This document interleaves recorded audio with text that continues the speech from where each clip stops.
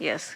Good day. I'd like to welcome the viewing audience to today's Joint Select Committee meeting of the local authorities, service commissions and statutory authorities, including the Tobago House of Assembly in the 12th Parliament.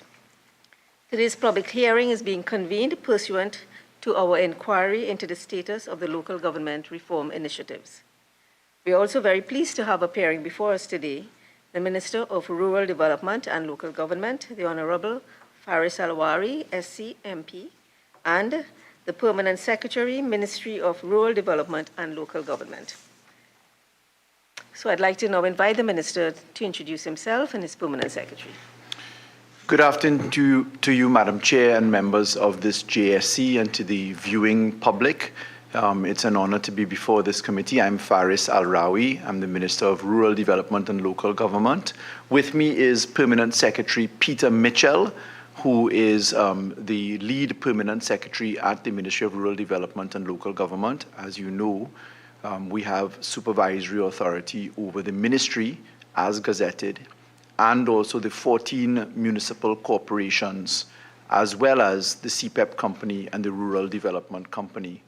Our base is a fairly large base, comprising anywhere between 23,000 to 30,000 workers spread across the various entities. We are obliged to operate under the purview of the Municipal Corporations Act, as it has been amended from time to time, together with roughly 10 other pieces of law in various forms and fashions. Our scope is fairly large, involving almost 81% of the road network of Trinidad, and also involving all of public health and other issues that are surrounding structures. We're here largely to address the invitation of the committee on our steps for preparedness for further proclamation and operationalization of the miscellaneous provisions amendments by which the municipal corporations and several other laws are to be amended. And we open ourselves to the committee's questions, and hopefully our ability to respond to same now or by way of further undertaking will be noted. Thank you very much, Minister, for your introductions and your opening statement. And I'd like the committee members to introduce themselves, beginning with the member on my left. And we have also another member virtually present. Lisa Morris Julian, member. Good afternoon, Ayana Webster Roy, member. Good afternoon, Khadija Amin, member. Good afternoon, Jancy Lashmiel, member. Thank you all very much. So now we will proceed to some question time, as it were. May I remind everyone to address their questions through the chair and to activate your microphone when you're speaking, and to remember to turn it off after. So as a preamble to other questions, Mr. Minister, just a couple of months ago, I think in response to a question in the Senate, you said that you expect it to take about 12 months to get all the moving parts in a place where the reform, local government reform, can actually come to full operation. And you also have identified some critical components for those parts. So the legal framework, organizational capacity building, financial strength and resources, change management, and ICT, infrastructure, and social marketing. So just with the benefit of 2 months, do you feel that your deadline that you've more or less given us is workable still? Have you encountered new challenges? And at what stage are you at with these components? Thank you, Madam Chair, for the question. As put, it's a simple question, or the response is rather involved.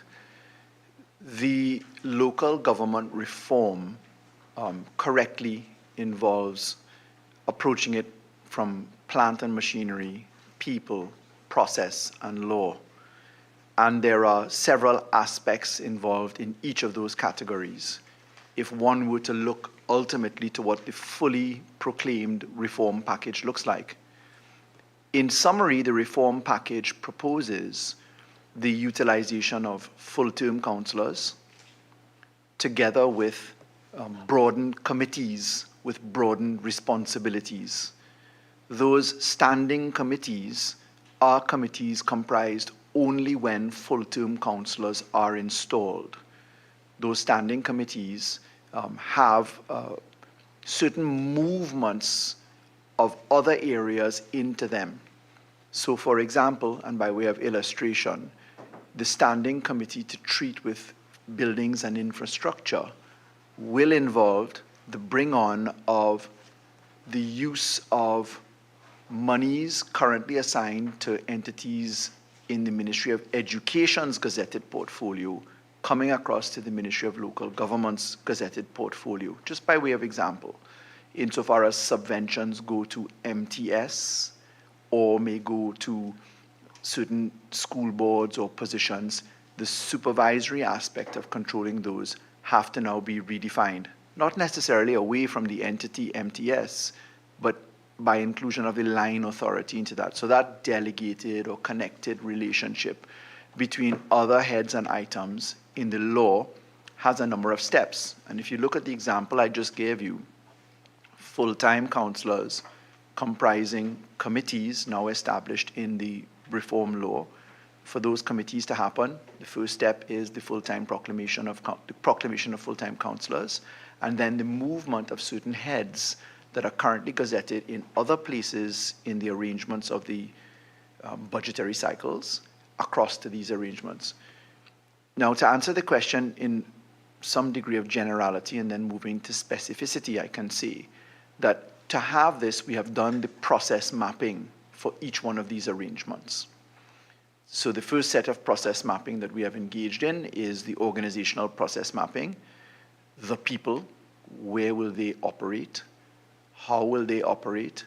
What are the job descriptions of the persons who must operate under the committees? Secondly, how will they be financed? Are there environments or movements of heads of funding to move from different areas to other areas? And then thirdly, the execution and performance in a process-reformed environment, that is using ICT infrastructure, etc. We have had a significant amount of progress in mapping all of those structures. And to answer your question as to whether there are any interruptions or delays, I can start off by saying that following the Privy Council's decision in the case that dealt with the proclamation moving from 3 years to 4 years, there was a very important underwriting by the Privy Council that said that any law that is to be proclaimed must apply to future councils and not incumbent councils.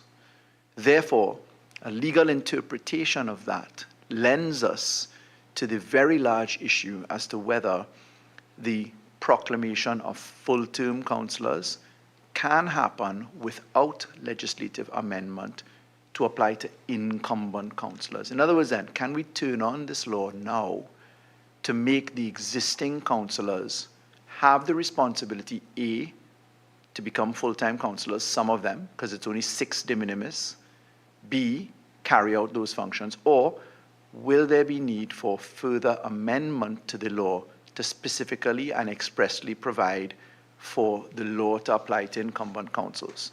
So that's a matter of law that has to be traversed and which the Attorney General's office will become involved in, because putting on this final system is certainly one that is, we must contemplate litigation, as there's been frequent litigation in our courts, and with the differences of views between the Court of Appeal and the Privy Council, and even a split in majority decision at the Privy Council, we have to be conscious of that. That notwithstanding, we have taken this step to do all of the background operationalization. And as our answers to brief questions have demonstrated, we have traversed the HR arrangements, the people that will be needed, the organizational fit out, the reclassification of terms and job descriptions if necessary. We have looked at where the expanded accommodation will be if it is to be expanded and how so. And what we have been very aggressively pursuing is the digitization program at the ministry to ensure that the system can work in a seamless way, in a smooth fashion. So that's a rather general with a few examples of specifics to answer to your question. The digitalization process alter the need for accommodation and for, well, is there a work from home as well component to that, in addition to a different notion of allocation of accommodation? It's very intuitive of you, Madam Chair. That's exactly what it does lend itself towards. So some of our digital products, so we're in digitalization and digitization at the same time, the two being different. The digitalization that we're engaged in is taking everything that's on hard copy and putting it into data form. That involves two aspects of data. What we call tombstone data, meaning everything, it's a term that we use in the ministry, everything that's on paper and that is quote unquote dead because it's written and it applies to yesterday and day before and a month before or statutory periods of limitation before. And then there are the go forward processes. So in our digitalization capture, we have already process mapped all of the arrangements inside of the ministry and at the corporations by which corporations and ministry must speak to each other. So you have an accounting transaction to perform. You want to request monies. You have a drawdown and release. You want to do a report on projects and planning so that the Ministry of Finance and Budgets can have line of sight and give the approval to the controller of accounts to have. Those processes are current and go forward processes. We've designed and digitally mapped all of those. And what we have done is to expand our digitalization capture by bringing on board a specialist digitization building. The incorporation, we bought scanners and equipment, and we're replicating something which I did when I was Attorney General and Minister of Legal Affairs at the Ministry of Legal Affairs, where we had captured the data for millions of records and put them online. We're literally cutting and pasting a lot of those methodologies inside of local government. So with that structure and process map, we anticipate that many of our people will be able to go to work online, have transactions, because the data room will be easily accessed. I recall vividly when I was piloting the law for digital access to the courts and digital filing, that there was a lot of opposition to it. Going to court now is a feature of virtual normalcy. We go to court virtually all the time. Documents are filed online, on time, etc. Indeed, the Parliament now sits with members sitting outside of the chamber, etc., in certain circumstances. So we definitely anticipate, because we have also developed return of personnel applications for municipal police, for daily rated workers, for HR, for physical, because we've done all of that at the same time, we anticipate that we'll be able to cut the traditional accommodation requirements for physical spacing and have instead rotational spacing aspects. One thing that we at the ministry are very mindful of is that far too many people spend a lot of time in traffic getting to and from work. For those who live in San Fernando, the testimony of spending 2 hours a day to get to work in Port of Spain and 2 hours back, 4 hours of life becomes nauseating and a waste of time. So we have developed these projects and products already so that we can tackle the reduction of requests for accommodation space and specifically move, once there is approval from the Ministry of Public Admin and the return of personnel functions can be documented accurately, we can move to online or flexi-time working in those structures. Can I ask, what is the state of the ministry's archives? Because local government archives go back, ages, right? Decades and decades. And it is possible that some corporations have very good archives. Some things have been lost in other areas. How would you describe the state of the archives? So the maintenance of public records is a matter of law. Even though there are statutory prescriptive periods of 4 years for civil limitation and 6 years for customs and income tax and other limitation periods, and then a blend between them for civil asset forfeiture, etc., the Freedom of Information Act actually prescribes that the government must keep records ad infinitum. So the archiving of records in law is something that the entire whole of government must keep forever and ever and happily ever after. To eliminate the paper structure and to balance obligations under the Data Protection Act, what we have been doing is capturing that tombstone data. So we broadened our department, our record management department. We invested in a significant number of scanners and persons to operate them, and we designed the system to capture the data, because it's not merely a matter of scanning a page and you have PDF 011145XB PQR as you save it.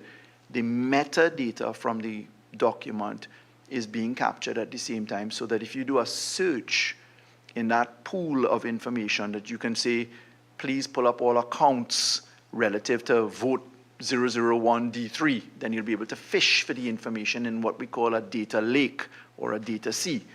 So the archive management is something that we're not quite sure has been fully traversed, because it is ad infinitum and the records go very far back.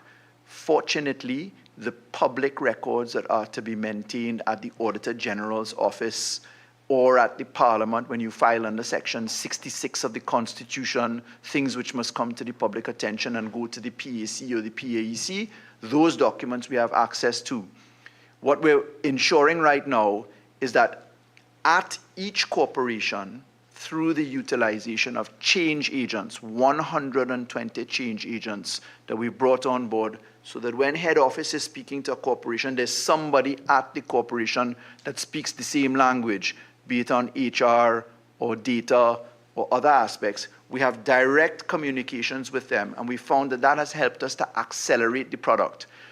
I anticipate that within 6 months or so, as we move to the completion of a building structure at Kent House, where we are housing all of the digitization, we'll be able to broaden the work that we're doing at the Municipal Academy, because we have a data center there where we're capturing work from the Southland. And that should tell us how far down the rabbit hole we are in terms of archiving of data beyond traditional repositories, being the Parliament or Auditor General or Board of Inland Revenue, etc. I'd like to invite any member who has a question at this stage.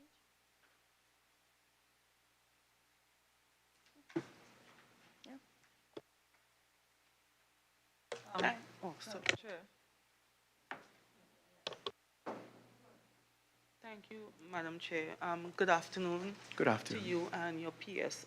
I just wanted to get a little bit of information on some of the training that you all have been doing. I note in your response that you indicated in an effort to equip the municipal corporations with the knowledge and skills required to fulfill their responsibilities under the new legislation, several training initiatives have been undertaken. So, PS, if you could just provide some information to us on some of the training initiatives and how they're going to impact.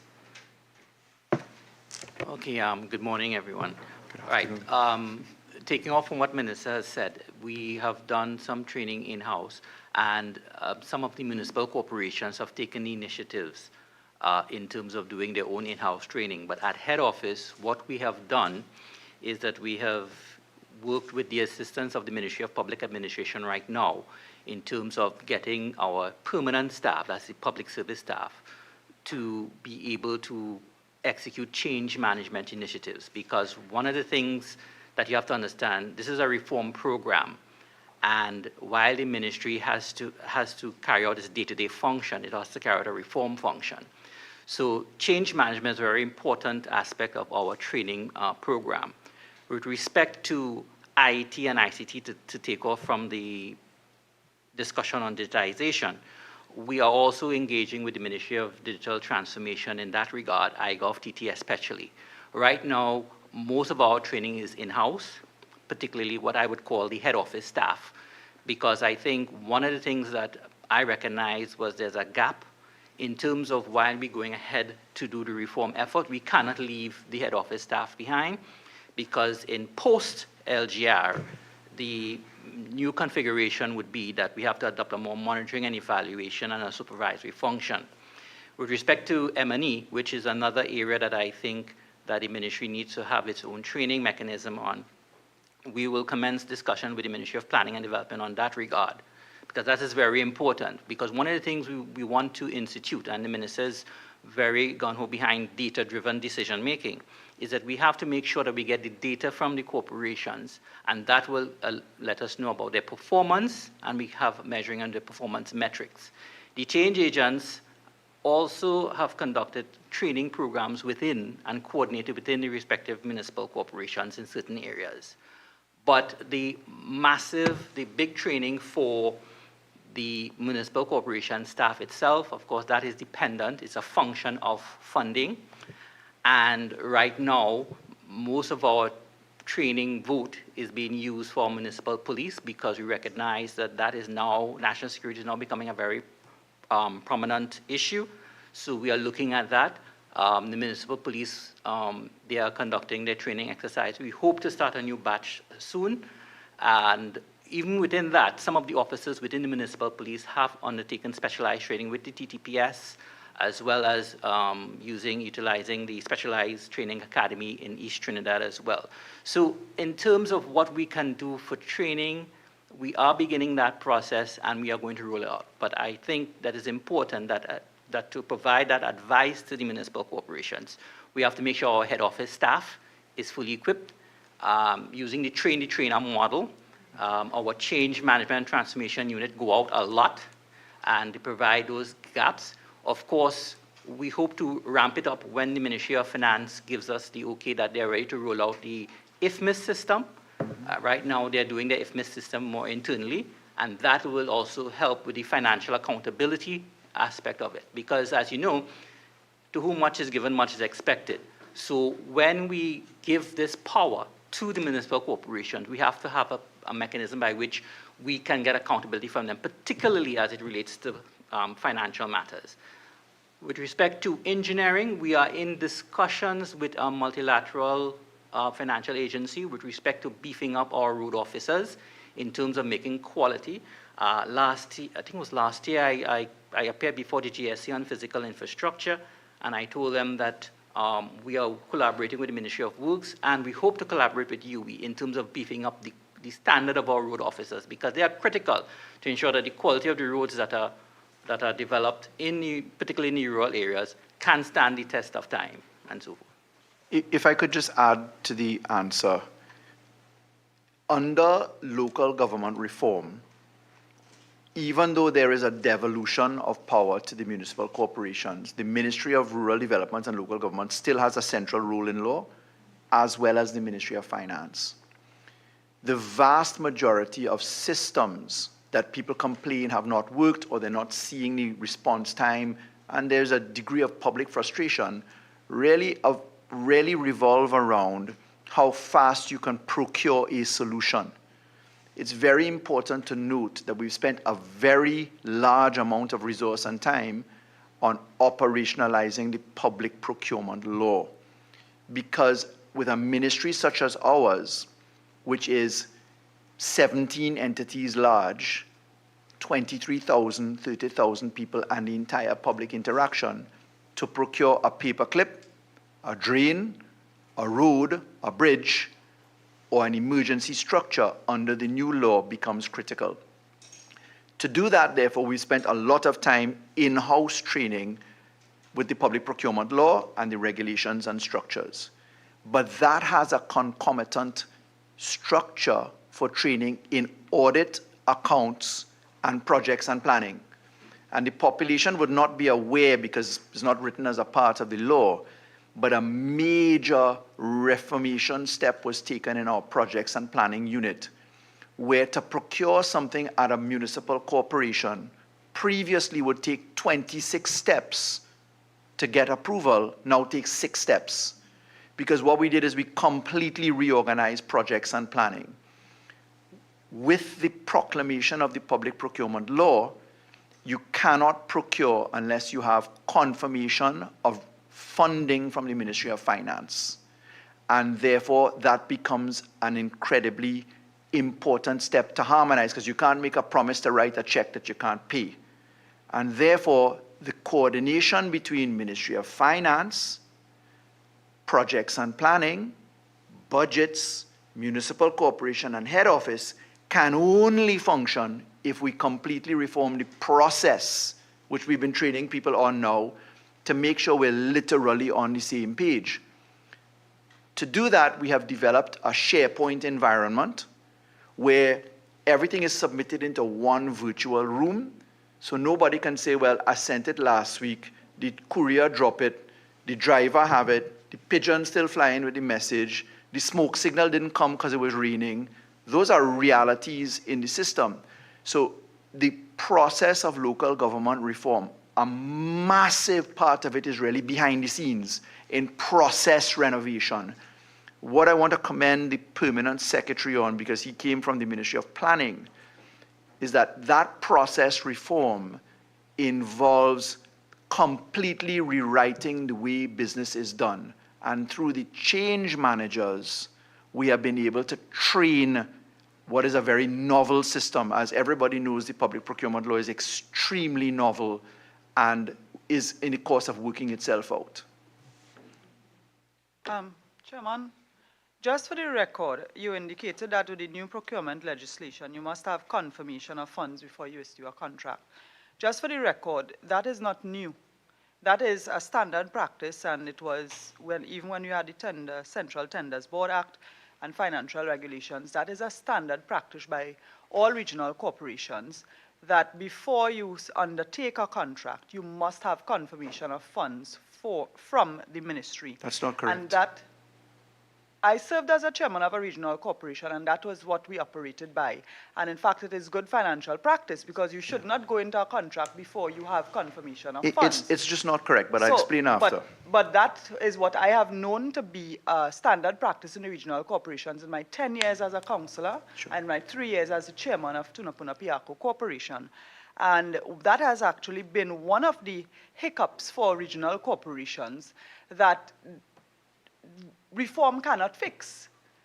What it requires is efficiency at the ministry's level in terms of having timely confirmation of funding, so that when regional corporations do their surveys, they invite tenders and so on, they must have the confirmation of funds before proceeding. And in numerous instances, there are delays with that confirmation of funding. So whether you are acting under the old Central Tenders Board Act or the new Procurement Act, that inefficiency remains, and it is not the fault of the regional corporations oftentimes. So I just wanted to correct that for the record, right? That still remains outstanding, but that has been a practice from even Madam Chair, before. if I may, before the question comes, that was a statement purporting to be a correction. Let me give my view on that. Under the old system of procurement, there were 2 ways in which one procured. You procured under the Central Tenders Board Act, which had the specifics of it, or you could have contracted outside of the CTB Act pursuant to Section 60A1 of that Act, and that's one head. And then the second head is that you could have procured under the PS's limits or the financial officer's limits, which had a graduating scale fall down. The first time that the entire system has required confirmation of funds, whether it is for a paperclip or for a highway by way of circular from the Ministry of Finance, was only after the proclamation of the public procurement law. So there's a vastly different system. Secondly, there's a confusion that has been put on the table to say that you needed confirmation of funds. Identification of a line in the budget which had an allocation was often confused as funds have been confirmed because it's in the budget. The system now is completely different. The budget, which is an estimate or allocation of what you may get dependent upon revenue, is now subjected to a different lens of scrutiny, and that is the Ministry of Finance has to confirm in writing that it actually has the money to pay for the check that you propose to write in the contract. So there's a material distinction between the two approaches, as the honourable member has just pointed out. Can I go to my question now? Well, the first was a correction, and I I presume was a just question was correcting coming the now. record, and I'm now very, very concerned if the minister is advising regional corporations like this. But I know that the PS and the ministry and so on. Well, as we're going live, could I understand question- what the concern is, lest the public record be confused? I was correcting the record, and then I was about to ask you the question. When you came, you interjected again. So my question is, in terms of ensuring the confirmation of funding, has the ministry examined the hiccups that lead to delays in the confirmation of funding that prevent regional corporations from going forward with their projects in a timely manner? And if so, what have you identified, and how soon can you see results from that? Thank you. So, Madam Chair, I want to publicly draw the line between a correction. There's a view expressed by the member which I don't agree with, and I've already stated the reasons why, and I've sought to draw the distinction between the two approaches.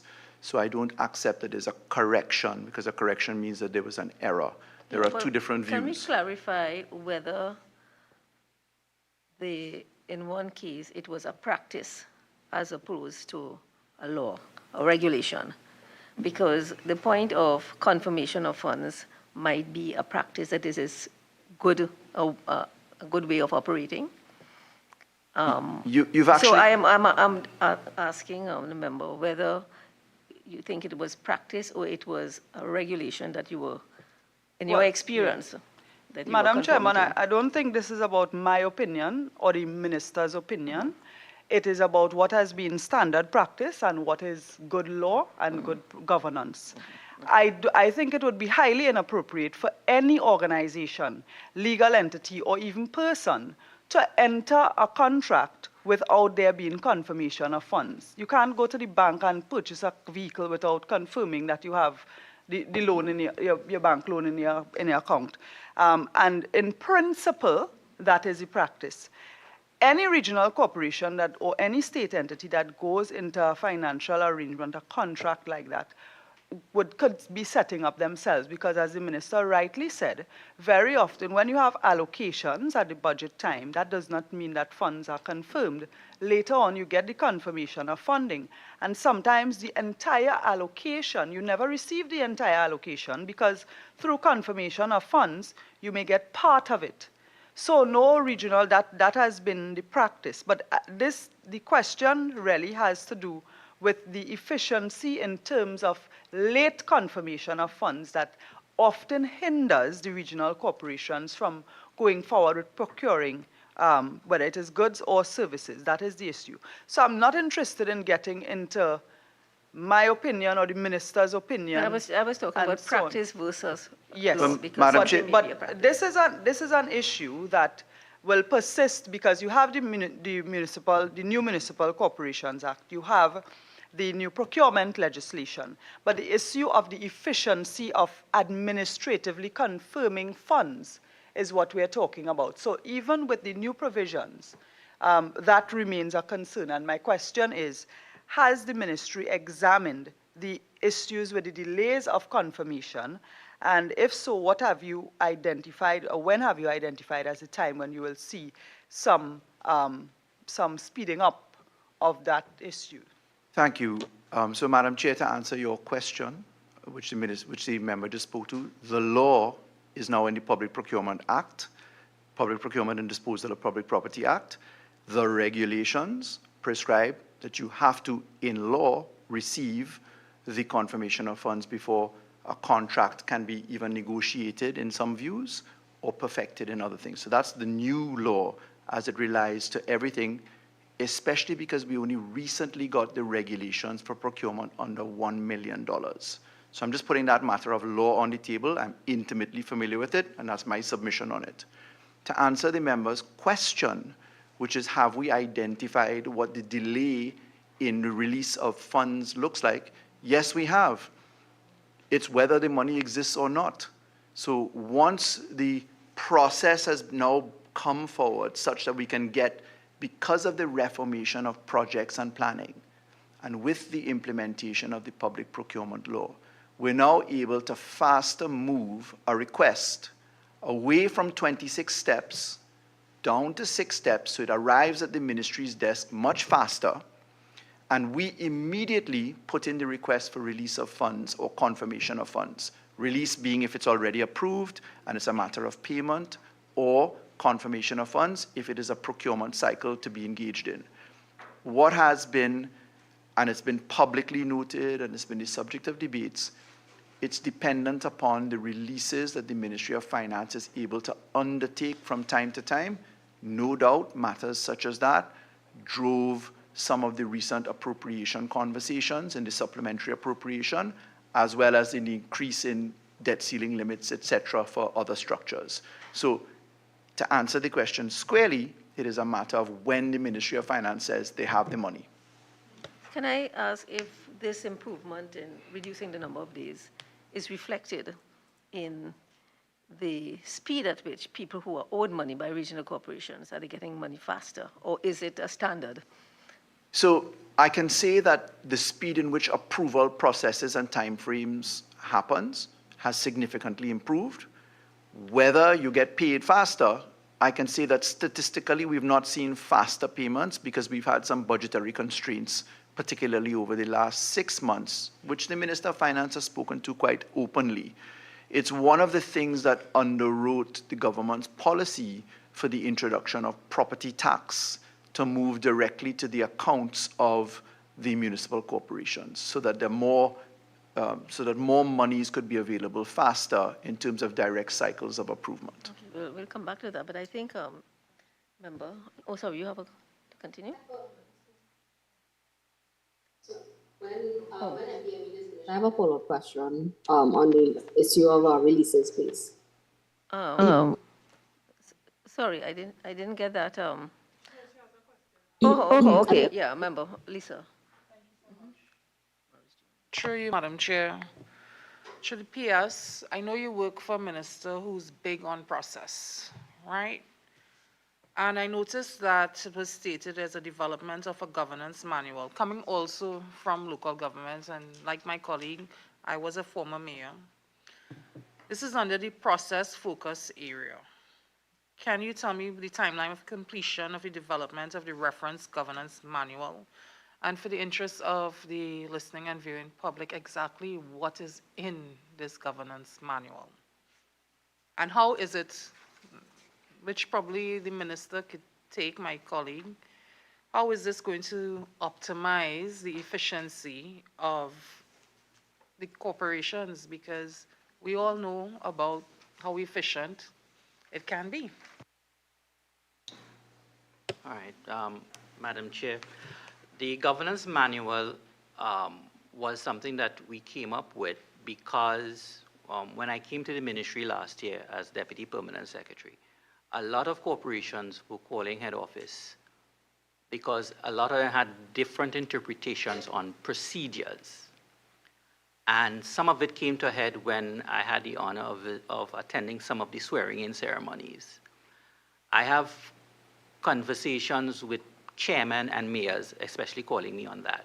So one of the things that, as part of the local government reform framework, was that we need to document the process and procedures. Of course, we have to make sure that it's conformity with the various legislation, so that everyone will have a document that they can follow through on. Particularly after the last local government election, we have relatively new councils. And I think that is where sometimes you may have different interpretations by the councils, who may have different interpretations from their CEOs. And sometimes I have to play umpire between the two.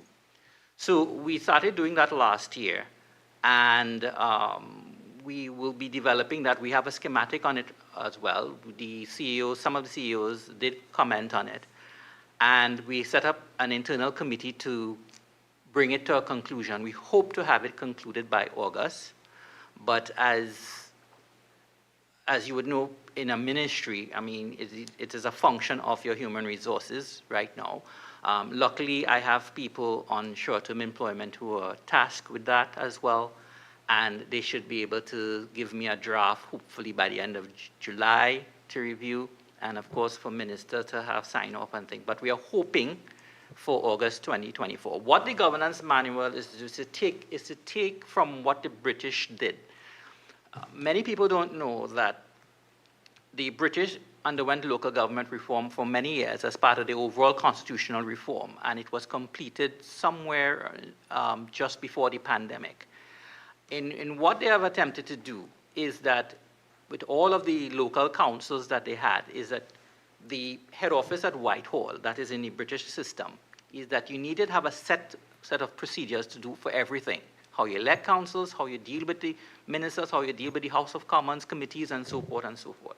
So we decided that we need to do something like that, because I think, as a minister alluded to, and as from the discussion that is going on, we have to make sure that everyone sings from the same hymn sheet, particularly as we do reform, because you must remember, we are operating with the existing law as it is now, then we have the local government reform, and then we have another, what I call the 20,000 kilogram law yet to be proclaimed, which is the Planning and Facilitation Development Act, which is another set of rules and regulations that is supposed to come.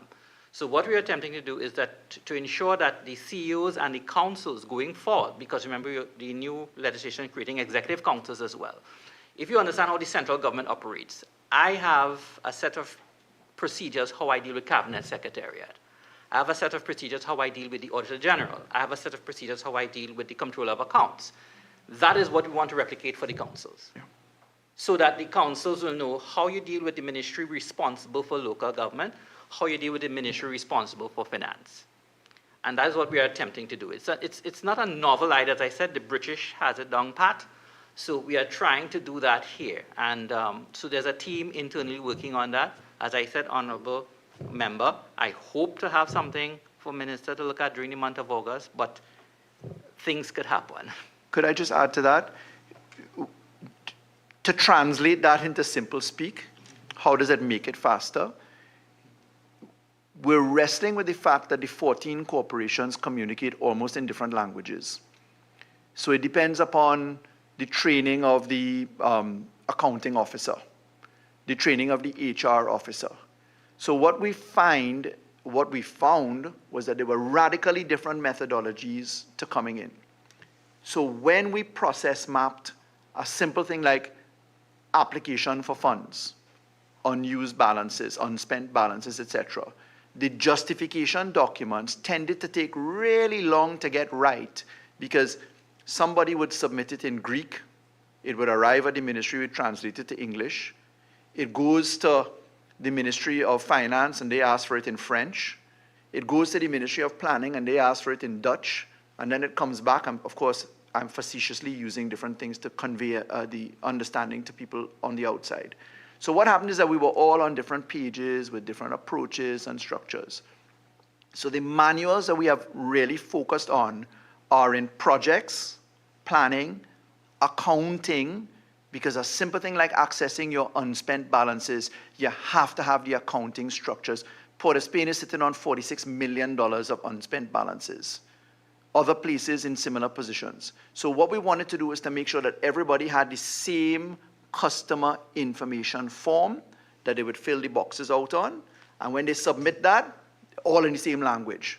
They come to head office in this language, they go to budgets, they go to planning, and that everybody is in that same data room, and we no longer need to say, well, fix this comma, dot that I, cross that T.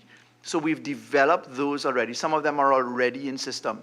But because of the gravity of the public procurement law, in particular, where there is criminal liability if you do procurement wrong, people are very concerned to make sure, and we are concerned to make sure that they're covered, that the processes can withstand scrutiny. So That environment has been going on aggressively for the last 2 years. Hundreds of customer information forms have been built, and by that I mean the customers, Siparia Corporation, Siparia Borough, Diego Martin Borough, San Fernando. Each customer is our corporation, and they come to head office in one unified format. Member Lashmidiyal Ramdale. Thank you, Chair. I want to ask a question about the collection of property taxes and the issue of releases, because I don't think it's unique to local government, although the problem is perhaps exacerbated by the size of the ministry and the number of projects and so on. But throughout the public service, the issue of verifying that funds are available when you want to do anything is something that persists. Now, one of the things that we've been hearing about the collection of property taxes is that it's going to put money directly in the hands of the corporation. Is it anticipated that any corporation will be directly responsible for collecting property taxes, or is it that this is still monies that will be collected by the Board of Inland Revenue or Revenue Authority, whichever incarnation it is in, and it will be held by the Ministry of Finance? And the issue of having to request releases, viaments, confirmation that funds are available and so on, is that still going to continue when persons within each burgess are paying their property taxes when it comes on board? Thank you. Good afternoon to you, Senator. It's been a very long time since I've seen you, so I hope you're well. Madam Chair, that's a very important question raised. The collection of property taxes is currently governed by 2 pieces of law. One which is in reserve and one which is in effect. Under the miscellaneous provisions legislation passed in December 2023, an amendment to the Municipal Corporations Act was piloted and passed by the Minister of Finance in both houses, which currently sees the Ministry of Finance via the Board of Inland Revenue collecting property taxes. That collection of property taxes is done by the BIR, and then the BIR pays that into the consolidated fund. Actually, property taxes have notionally already been carved out in the Appropriation Act in September of last year, October of last year, where the Minister of Finance estimated what property taxes to be collected in the year would be and provided a certain amount of it in the allocation under the heading property tax. That was paid across to the corporations in terms of its statutory fund, or is intended to be paid across on the law that's in reserve. So when the Board of Inland Revenue has finished its system of sending out notices and the assessment of properties causes the trigger for that, Board of Inland Revenue will letter the population with what their assessment notices look like. Under the December 2023 law, they will collect the 2% tax as it was modified from 3 to 2%, and then they will pay across to the corporations. When Section 10 of the miscellaneous provisions reform legislation is ultimately proclaimed, that December 2023 law will end, and the corporations will directly collect the taxes to be paid at their counter when the assessment notice is presented with a check. So John Public, who owns a home, will receive an assessment notice from the Board of Inland Revenue, right now the Valuations Division. A BIR assessment notice will be triggered. That assessment notice arrives in the hand of Mr. John Public. Mr. John Public, under the December 23 law, turns up at the Board of Inland Revenue or District Revenue Offices gazetted and pays the property tax. That is then paid into the consolidated fund, and the consolidated fund then sees disbursements to the corporations when a reconciliation aspect is done by Ministry of Finance. When Section 10 of the Miscellaneous Provisions Reform Act is turned on, the sun will set on that December 2023 law, and instead of paying it to the consolidated fund at the Board of Inland Revenue, you will turn up with your assessment notice and you'll pay it at the regional corporation, the municipal corporation, and that money will go into its statutory fund. And from that statutory fund, which is a bank account which holds the corporation's monies, they will then be able to engage in expenditure in accordance with what the law says they can spend. So that's the theoretical lay with the application of the 23 law, December 2023 law, and the Municipal Corporations Amendment law to come. Currently, the Ministry of Finance is engaged in the delivery of those assessment notices at 2%. So we're anticipating that that system will ramp up, and then we'll be able to turn on the reform law to replace the 2023 law. Okay, so I want to be clear about something. Because assessments had been sent out at 3%. Correct. Some people were in the process of paying. I imagine some people paid. And some had paid, And some, right. to the And- tune of $1 million as reported by the Minister of Finance. Okay.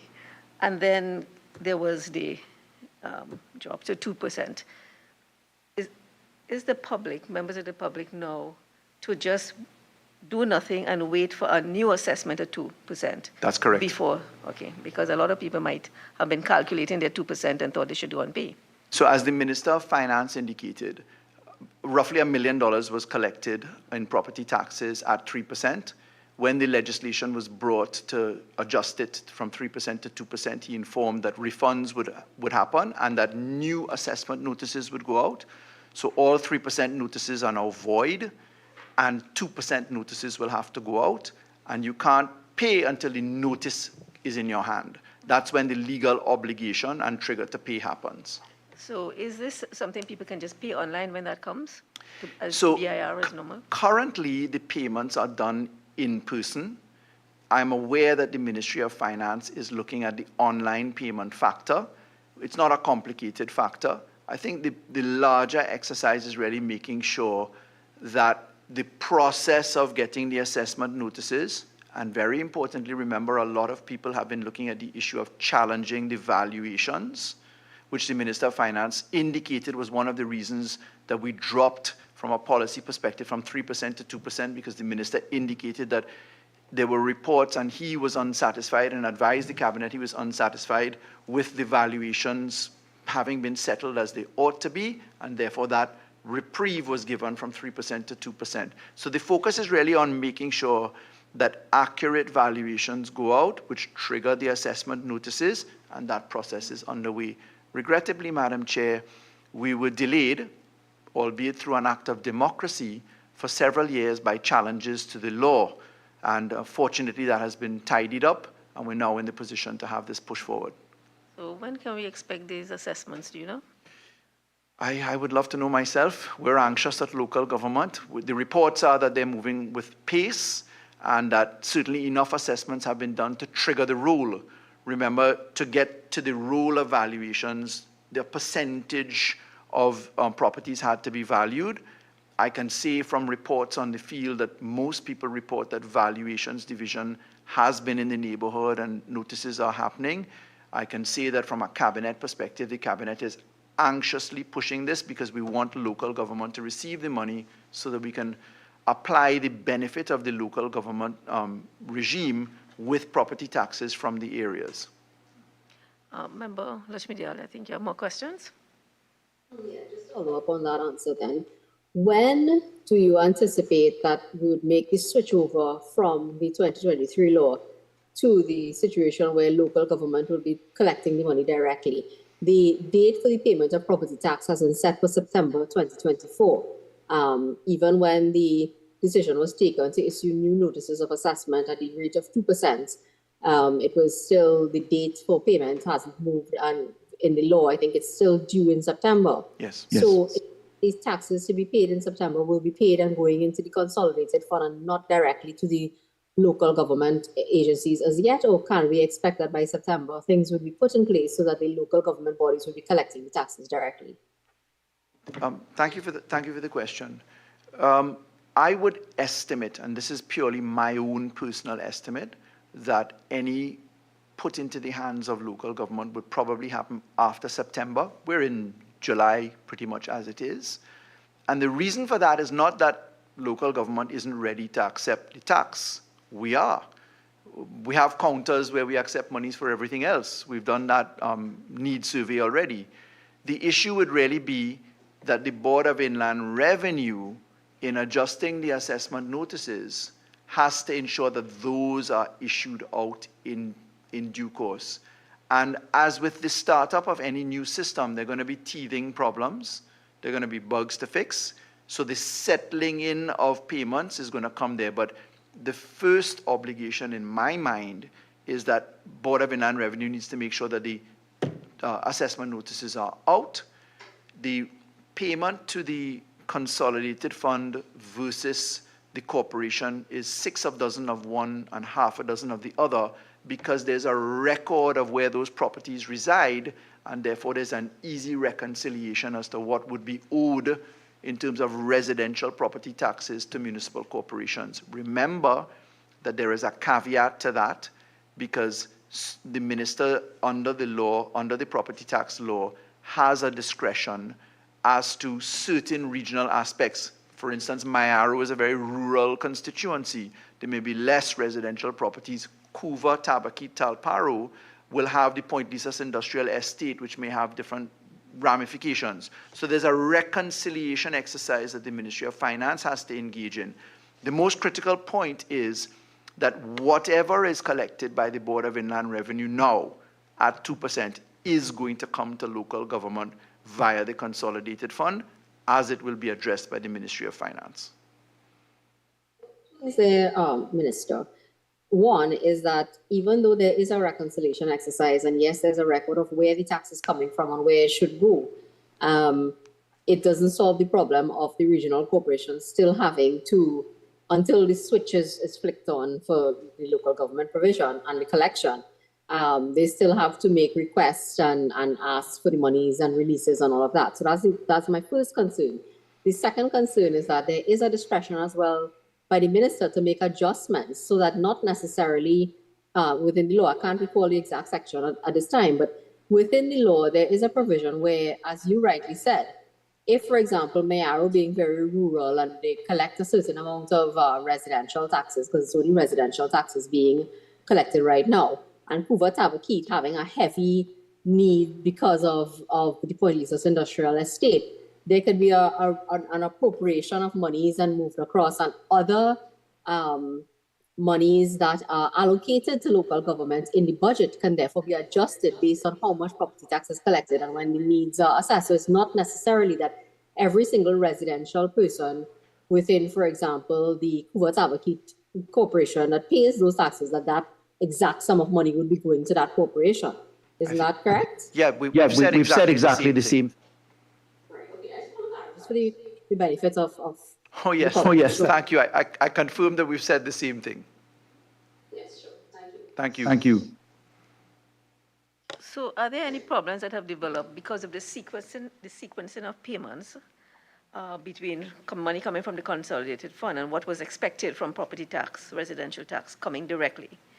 No. Now that you don't have that, the expectation of that in this financial year, you're drawing from from the Minister of Finance, the consolidated fund, upfronting you, as it were. Correct. Or having to cover. Yeah.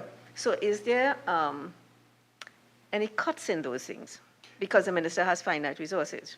No, in fact, if anything, we've been the beneficiary of the system not coming on yet because we got the money up front. So because it was done in the appropriation bill on a hypothetical anticipation that one would collect the property taxes, we've achieved it already. The hiccuping, if anything, happened with the move from 3% to 2% as the results of the valuation exercise demonstrated itself and as the prudence of the rate of taxation was considered in those circumstances. So the point is that property tax is in gear. It was announced to be in gear since January 2025. We now sit in June 2024. And at least we know property taxes are coming in and that those monies will go to defray costs and expenditures at the municipal corporation. Do you have a separation or an idea of what property taxes would go towards? What kind of expenditure? So under the Municipal Corporations Act, if I'm not mistaken, in sections 106 onward, the statutory fund is established. And whatever is in the statutory fund is the pool of money which the corporation can draw upon. There are rules and regulations now to procure anything which is beyond, so there's recurrent expenditure, there's developmental project expenditure, etc. On the DP and IDF side, if we're going to do anything that comes from the consolidated fund, via appropriation or from the statutory fund, if it's at the corporation, the public procurement law will kick in. The disaggregation between the under 1 million and over 1 million will happen in those circumstances. And that will take care of the process of how that statutory fund is drawn down upon. That's the bank account of the municipal corporation. So there's always going to be an approval process, whether it is in the corporation, because it's under the limit of the $1 million, at the Ministry of Rural Development and Local Government, or at the Ministry of Finance. There's always going to be an approval. The key is that to engage in a procurement strategy, you have to have confirmation of funds. In other words, then, the project must be something that can be paid as a matter of fact by proof of money. Yes. Through you, Madam Chair. There's a cost, of course, a financial cost to the elements of reform that has to be implemented at the regional corporations as well as at the Ministry of Local Government. Sometime recently, I think it was in the ending of May 2024, all regional corporations were in receipt of a memo or a letter indicating that the finance and accounts units had been mandated to source funding urgently required to continue local government reform at the head office. And recommendations had been made to source funding from the corporation's local government reform vote. And in the first instance, to supplement the required provision. And the regional corporations were asked to indicate by 27th of May what other funds were available to transfer to the Ministry of Local Government's reform vote at head office. Now, of course, the regional corporations received their funding from the Ministry of Finance. Can you, and a request for the ministry, from the ministry, for the regional corporations to send back money, especially when they themselves are looking for more money to deal with garbage collection and shortage of labor and maintenance of roads and drains and so on.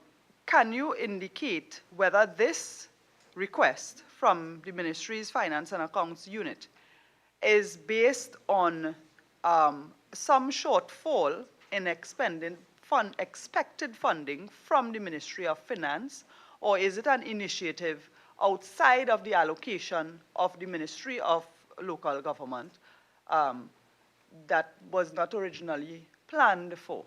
Sure. Madam Chair, I think it's a matter of public record through many days of debate that the Minister of Finance has addressed the fact that we have had constricted revenues temporarily. There was a lot of debate on that factor. Our request is not out of the blue. In September and October, during the Standing Finance Committee, during my interrogations for the Ministry of Rural Development and Local Government, I clearly indicated that we're going to have to run this year through virements, reallocations, and supplementation if we could. We got some supplementation. Right now, there is a significant factor that most people have not really caught on to, which is that the public procurement law has had a lot of changes in system which have slowed down procurement. And therefore, what you could normally have procured under the old system much faster takes a significantly more amount of time now, really because they're just working out the bugs behind it and people are very cautious about the criminal liability.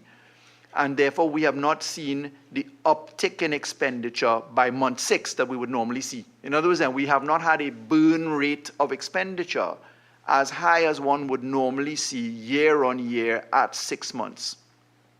With that in mind, therefore, and bearing in mind the public statements of the Minister of Finance, we have been looking to consolidate monies to do the usual virement and structures, etc. Now, there's a caution that you have to take, which the PS always guides me on. You can't confuse development money with recurrent expenditure. So saying that you have money for roads and stuff is not money to pay standing wage bills. Those two paths don't cross in law because one is recurrent expenditure and the other one is development money. So we have to be careful not to be too loose in the language that we use here. So to answer the question now, having laid that groundwork, A, the burn rate for expenditure was not as significant as it ought to be. B, we are in an environment where there are some challenges with revenue, as the Minister of Finance has spoken to, which we've got a good hold on right now. And C, we're doing the usual, which is to balance the books wherever we can. And my second question is, how has the response been from these regional corporations who are always complaining about not having money to the ministry asking them, please, can you send some money for us? It's been like dealing with the opposition. When we get the conversation of increased revenues from property tax, my colleagues in certain corporations pull me inside and say, you know, boy, there's a good law. We get any money, we get to expend. Minister, I'm sorry, I'm on my feet. The question, we're not in the chamber. In giving my answer, I'm saying there are some off-the-record conversations where people are very fulsome and happy to see property tax come in to meet the shortfall that we want to have. Madam Chair, just through and you, then please. there are some discussions that Madam you have Chair, publicly, through you, which please. take you in a different direction. So to answer the question now, there has been a mixed basket of responses with respect to the request for us to look at where we stand at month 6 go forward, but we're working it out. All right, so I just want to be clear. The question is, there has been a request from the Ministry of Local Government Finance Unit for regional corporations to send back money to headquarters for reform. My question is, how has the response been from corporations? And just to clarify, how many corporations have responded in the affirmative that they will send money? And in terms of a figure, dollar value, you can give collectively, it doesn't have to be for individual corporations. How much money have you been or expect to receive from that? So how many corporations have confirmed a number and how much money, a dollar figure? So, Madam Chair, that's now a very different question from that posed earlier. The member has a habit of interrupting the minute the answer starts. So let me at least answer. That's a very different question from the one originally posed. To make it clear, the supposition upon which that statement was made is not the same supposition as the first question. The supposition is that the ministry has asked for money back. No. The original statement made by the member was that we have asked them to identify under local government reform head specific projects that can happen this year so that we, in our management and administration of the finances, will know how virements are to happen, if at all. Now, one must bear in mind that whilst we know our ministry fairly well, it would be irresponsible of me to answer the question with the particulars requested, because I just don't have the information sitting at the microphone right now, and no advanced knowledge of that was provided. So that is something that perhaps we can address on another occasion. Yes, will you plan undertaking? I have a copy of the memo. In fact, each corporation would have received. I don't have one from each corporation, but the permanent secretary, of course, should be able to provide a copy. I could provide you with a copy of what I have from one of the corporations, and it is a memo dated Friday, May 24th, sent to all corporations, headed Transfer of Funds, Local Government Reform Vote, and it indicates it has been signed off by Peter Mitchell, Permanent Secretary, Ministry of Rural Development and Local Government, and it indicates that the Finance and Accounts Unit has been mandated to source funding required to continue the local government reform program at head office. So perhaps that question is better directed at... Yes, perhaps the permanent secretary could Madam provide Chair, some clarification. Before we get there, we're in a JSC with a mandate. The mandate must be followed. It's not a roving inquiry into any and everything, most respectfully. So what I want to caution at this point, and perhaps have your ruling on, this is not what we came to discuss today. We've been generous in discussing broad issues. But the specifics, these are questions that one usually gets in written questions to the minister at parliamentary time. most respectfully, this does not form any part of the written mandate that was sent to me on the occasion to attend here for the purposes of local government reform in general terms. Okay, but I can exercise a little latitude to the question, ask the PS if this is a question that he can address. I can answer that question very broadly. The memo that we sent is not unique to the Ministry of Rural Development and Local Government. And that was something that the Ministry of Finance requested of all ministries. If you go to the midterm supplemental that was recently passed, we got no additional funding under the development program. The Ministry of Finance specialists, in reviewing our performance indicators, particularly in that particular vote at the municipal corporations, because remember, all the money is under specific heads. So head Ministry of Rural Development, the local government reform vote at municipal corporation has X amount. At month 6, as the minister alluded to, Y was spent. So what the Ministry of Finance would ask is that before you come to us for any supplementals, look within your head, and as the minister alluded to, this in this case is the development program, to supplement what you need at the local government reform head office vote. But let me explain why that happened. The minister alluded to the change agent program and the process mapping that was taking place.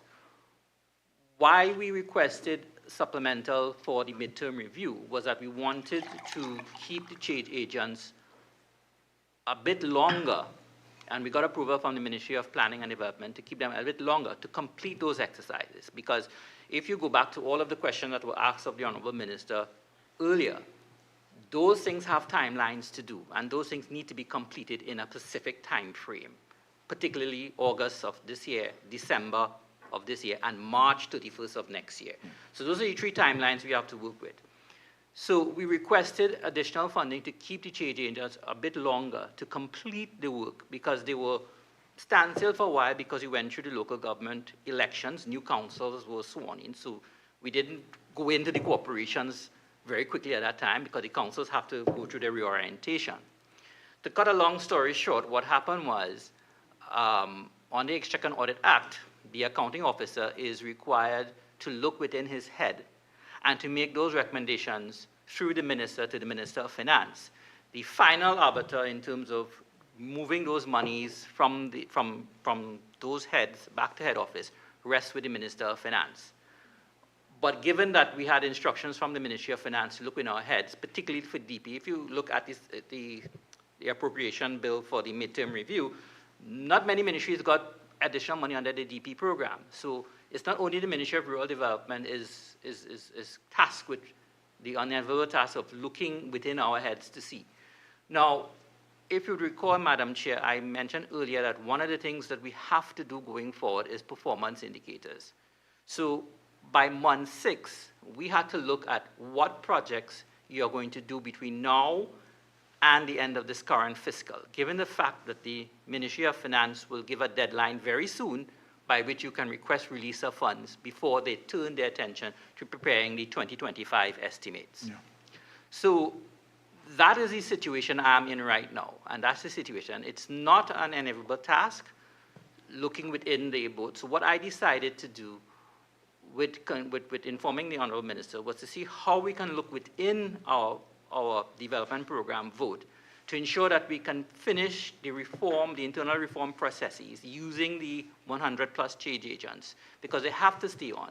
And we got approval to keep them on until the end of the calendar year, but we did not get the necessary funds to keep them on until the end of this calendar year. So between June 1st and September the 30th, I have to find a certain amount of money to keep them on to complete the task that they have. Because one of the things that the Honorable Minister would not like me to report to him is that I have to stop the reform program, and he would have to explain to the Prime Minister and the Parliament why the reform program. So the head office program had to continue.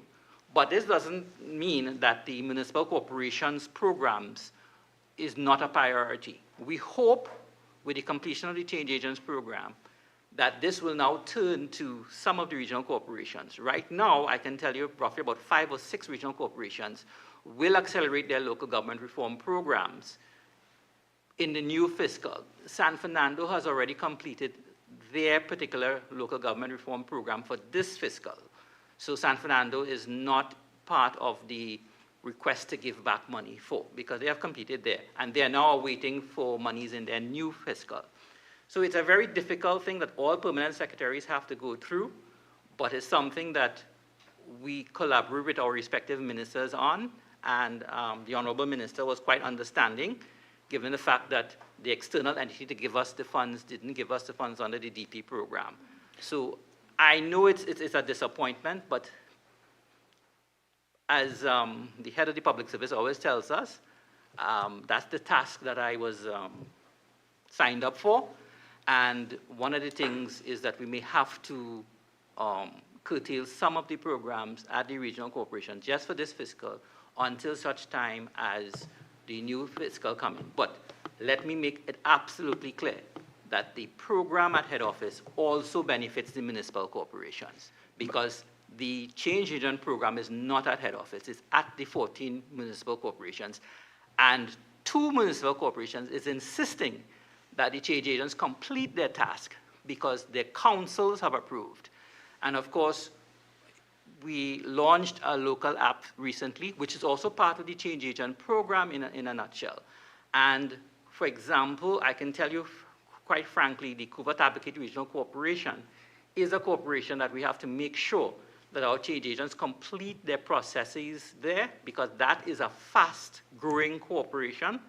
And that corporation, Madam Chair, is one that may contribute the highest number in terms of property tax going forward.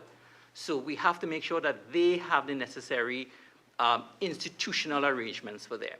But it's not the end. What are the areas of growth that you're seeing there? Huh? Can I ask, what are the areas of growth that you're seeing in that region? One of the things, as I said, there's another piece of legislation that is not part of this discussion, which is the Planning and Facilitation of Development Act. One of the things we are doing, also part of the change agent program, but also on a different unit in my ministry, which is the regional planning unit, is that we were looking at right now the number of building applications per corporation. Mm-hmm. The Ministry of Planning and Development gave us that data, and what was very surprising is that that particular region is the fastest growing region in terms of property development. It is outstripping traditional corporations you might think that is developed, I mean urban, like Port of Spain and maybe San Fernando. And I think it's because of their land space. Mm-hmm. And that's the development of Caroni Limited. Yeah, mm-hmm. Yeah. So one of the things that Cooper-Tabakit Talpara is very insistent on, also Pinal Debe is another fast-growing region as well, is that they're insisting that the change agent program comes to its natural conclusion because they are seeing the benefit. Pinal Debe is supposed to start their strategic planning process. I think it's Pinal Debe very soon. Also, another corporation that is looking at local economic development through the change agent program, and they're insisting that it's finished, is Princestown. Now, Princestown, the new council will be sworn in soon because we have a resolution in that area.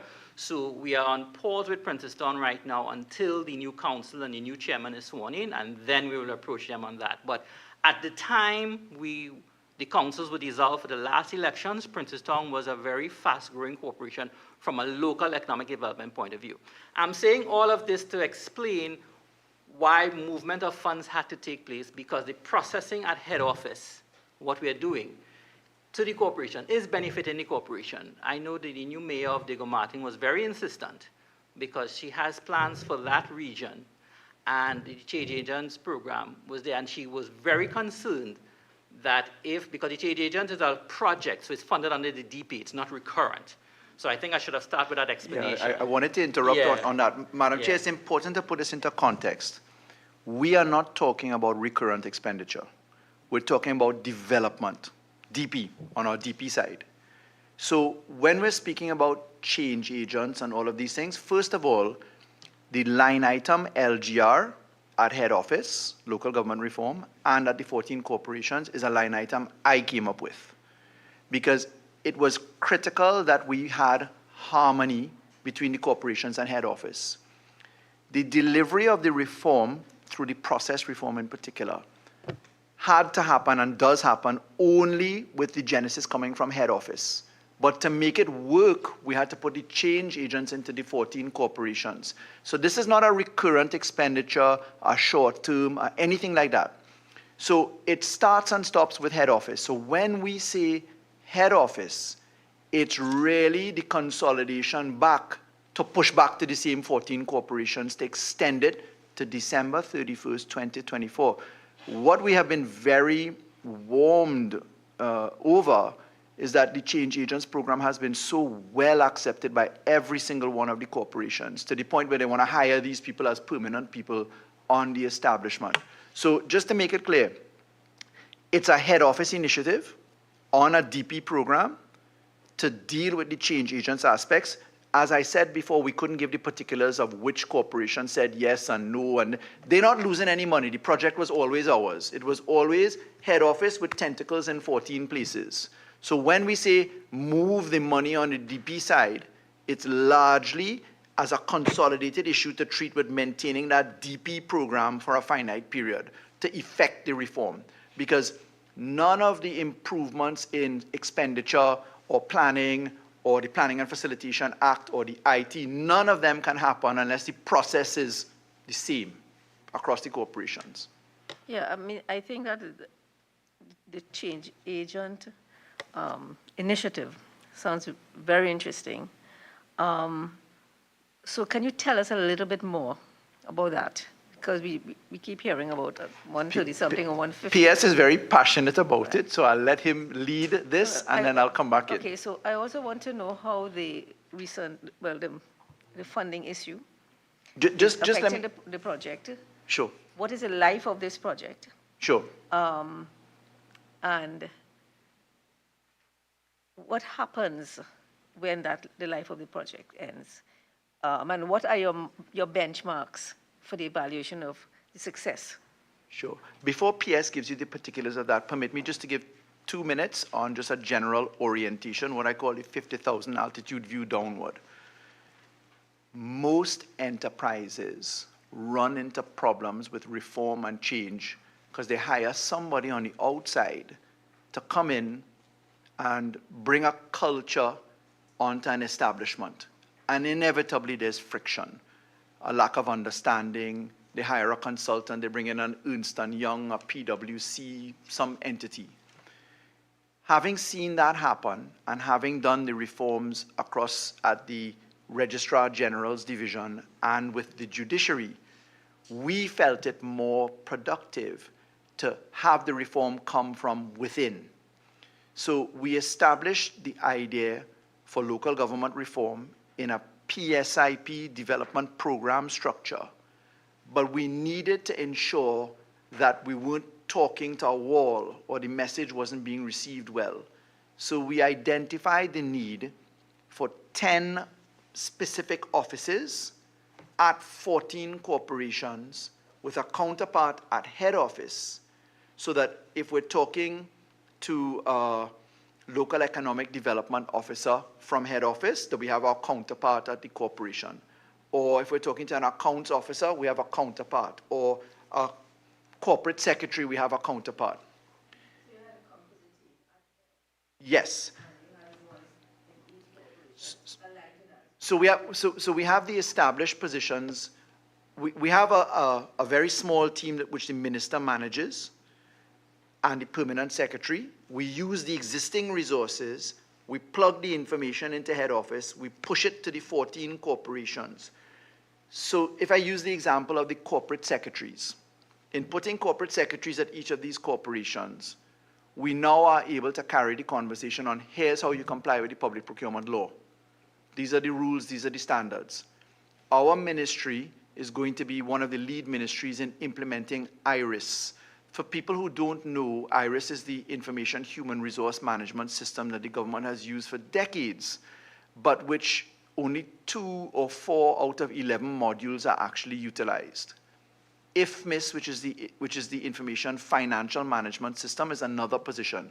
So we have readied ourselves through the use of these change agents to deploy the systems to digitize ourselves so that we're speaking literally the same language and that we don't lose documents and we cut process time down.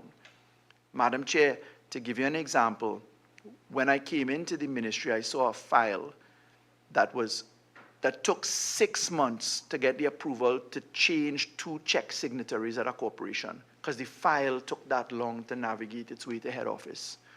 That kind of process change is what I'm talking about, eliminating delay and making sure that there's accuracy on the paper.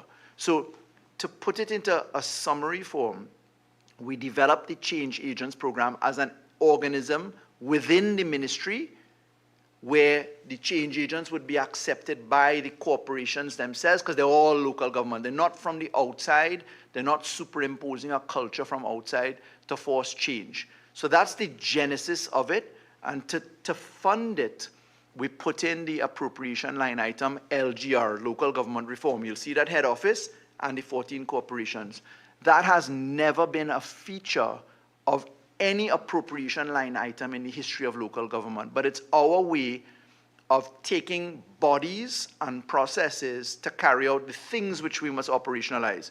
Public Procurement Law, Planning and Facilitation Development Act, IFMIS, IRIS, return of personnel electronically, submission of accounts, all of that digital structure has to have people to manage it. So that's the genesis behind the Change Agent Program. With respect to your specifics now, I'll turn it over to PS, who has the KPIs and line items and when we expect to finish, etc. So I'll turn over to PS now. All right, Madam Chair. Okay, let me start. The idea for the Change Agent Program is, if you remember in my earlier submission to the Honorable Member, Webster Roy, is that reform fails when you take your day-to-day staff and you tell them, do part of your day-to-day function and part of your reform program. It will never be completed. Now, as you know from various standing finance committee meetings at the budget exercise, we all talk about vacancies in the ministry. The head office structure was structured as a ministry to deal with certain things, for example, in terms of municipal corporation relations. So that to deal with a temporary thing such as reform program, you had to create a body of people in the form of a project because it is not something that is finite. The Change Agent Program was also to beef up the corporation. Let me give you an example of one of the Change Agent positions, which is the procurement assistant. A lot of corporations have seen an improvement in their procurement processes because of these people that are actually in the corporations, mapping out the processes, showing where the delays are and deficiencies are.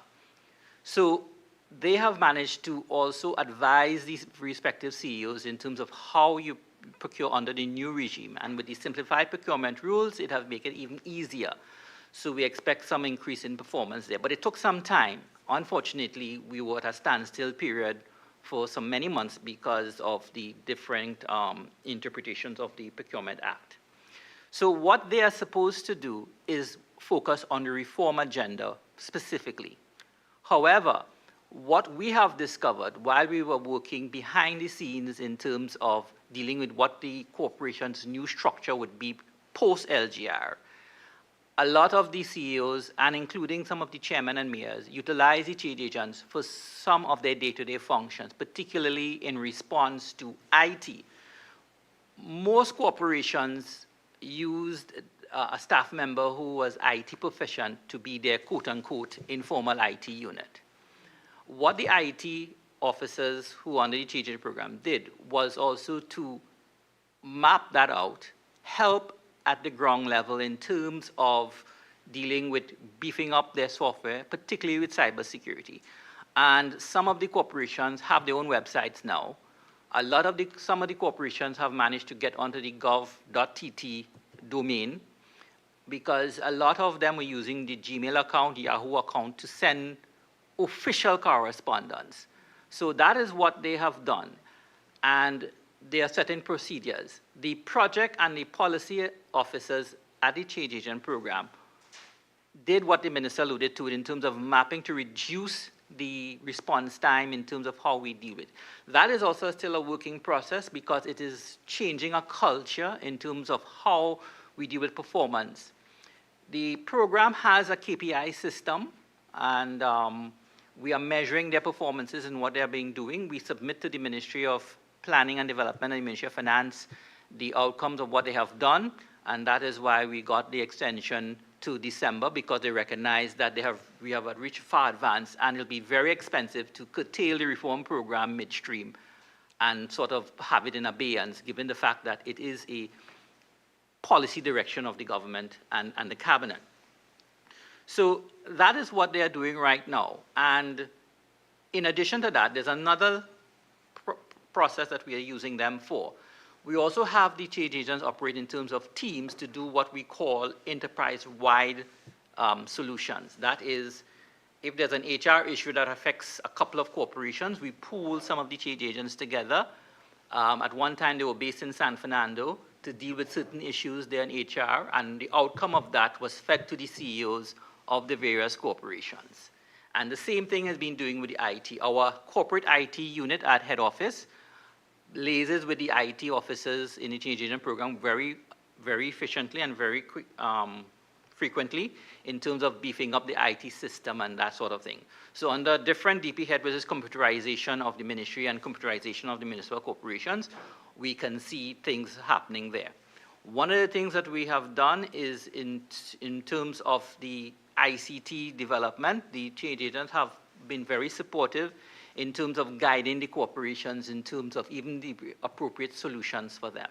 So that is what the program is. And as I said before, I should have started by saying it's a development program. It's not a recurrent expenditure, so there is an end date, and the end date now is December 31st because we had delays because of local government elections last year, and of course with the turn-on and procurement legislation. Mm-hmm. So they are on track to complete their work by the end of the calendar year.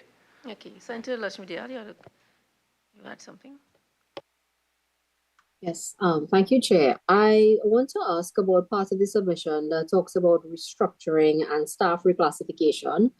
I've noted that you indicated that you engage the services of a consultant in the HR field to basically examine, I think, the existing org structure. I think new org structures based on what you all anticipate would be necessary for the rollout of the reform that would be necessary. Could you tell us, I have a couple of questions in relation to this. Firstly, the consultant, when do you anticipate that work would be completed? I know it might be a lot, so you could perhaps submit in writing the terms of reference for the consultants and what so far has been the cost to the state in terms of retaining this particular consultant, and what feedback have you been getting? Because you indicated that you sent some proposals and amended structures to the CEOs. You've received some feedback and some you haven't received. Well, what is the nature of the feedback you've been getting? When do you anticipate you would have all of the feedback and be able to move forward with this process? And how soon do you think that this process with the engagement of this consultant will be completed?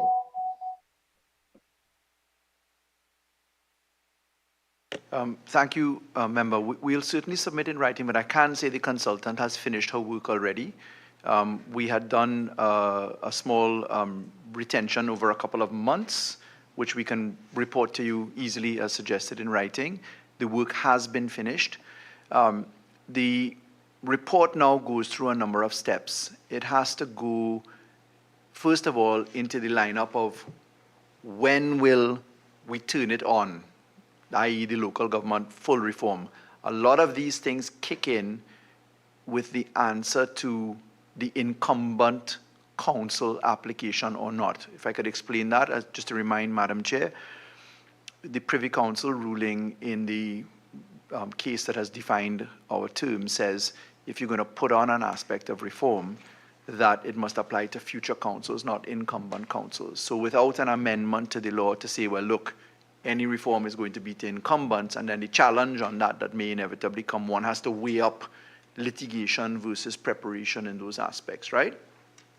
So the consultant's work is what will the system look like from an HR perspective when the standing committees are populated via full-time counselors, and then they receive their work functions with job descriptions and other aspects. So we've process mapped that out already. That exercise is completed. The indication of time frame, because remember, litigation always looms large in our country. It's a side effect and necessary position of democracy. That then goes to the Ministry of Public Administration, and Public Administration looks at whether we're going to reclassify a name. You know, Madam Chair, you'd be surprised to know we still have posts in stenography and lithography in this country, and how you translate that into a BO1, Business Operations Assistant 1 or 2, etc. Those are moving aspects. So there may be some reclassifications, and then there'll be some reassignments of some of those provisions. The corporations themselves in the PMCD, the Public Management Consultancy Division, which is a division of the Ministry of Public Admin, they have some feedback on those functions. And then the Ministry of Finance also has to look at, well, what can we afford?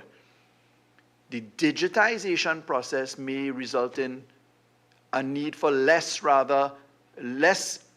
expansion rather than more, because there isn't anticipated to be any cut. Let me make that clear. It's just a matter of classification to the various committees and structures. So all things being equal, I think a decision has to be taken on how does one turn on the reform without litigation, or is it in the face of legislation? And in any event, I'm saying now most carefully, notwithstanding any of that, the reform is happening because of the process reform.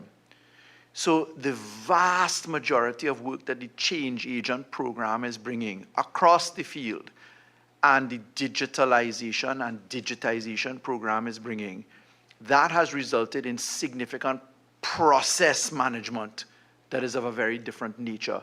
That is moving full pace. So we're not necessarily hamstrung at all by the aspect of when will we get full-time counselors to have new committees. If anything, the full process reform is happening in the background. And those systems go in notwithstanding. Let me give you an example, Madam Chair. In the criminal justice system, one of the main issues we faced was the lack of representation at the criminal bar. We were able to turn on a public defender's system without legislation. And that did a significant amount of process reform, as did electronic filing and structures, etc. So we are convinced that notwithstanding the particulars of the law and final proclamation, that we can achieve the vast majority of reform in actuality with our process reform, and therefore the proclamation coming just at the end. It can easily work that way. To you, Madam Chair. Minister, you said that you're not, well, you said a lot of things, but you're talking about the change of process management, you're talking about digitalization and so on. You mentioned, and this stood out to me because you said that there are certain posts still using the old school civil service designations of stenographer and so on, which exists in all ministries. And you're talking about business operations assistants and so on. Is there was something under consideration that persons employed at the regional corporations would be moving into more contract positions now as opposed to positions on the establishment? That's my first question. The second thing is that when you have a change in terms of the designations and so on of persons, has that job evaluation exercise and in terms of what each job and each position will look like, when do you anticipate that, well, has it been commenced? And if so, when do you anticipate you would have it completed?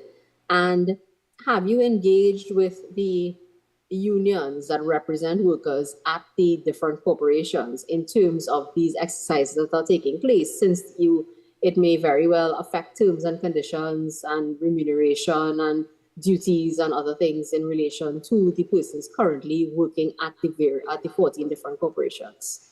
Thank you. Deep and sincere questions. So first of all, the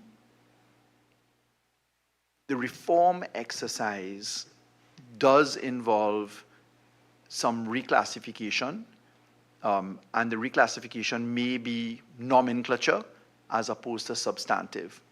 We have drafted JDs, job descriptions, for each one of the posts via the consultant, and those JDs have been done in consultation with the corporations, etc. The first question that the member asked was an important one, which is actually answered in the law. The Municipal Corporations Reform legislation actively contemplates that corporations will have the power to hire whomever they wish from the contracting version, because we've allowed corporations to hire people themselves.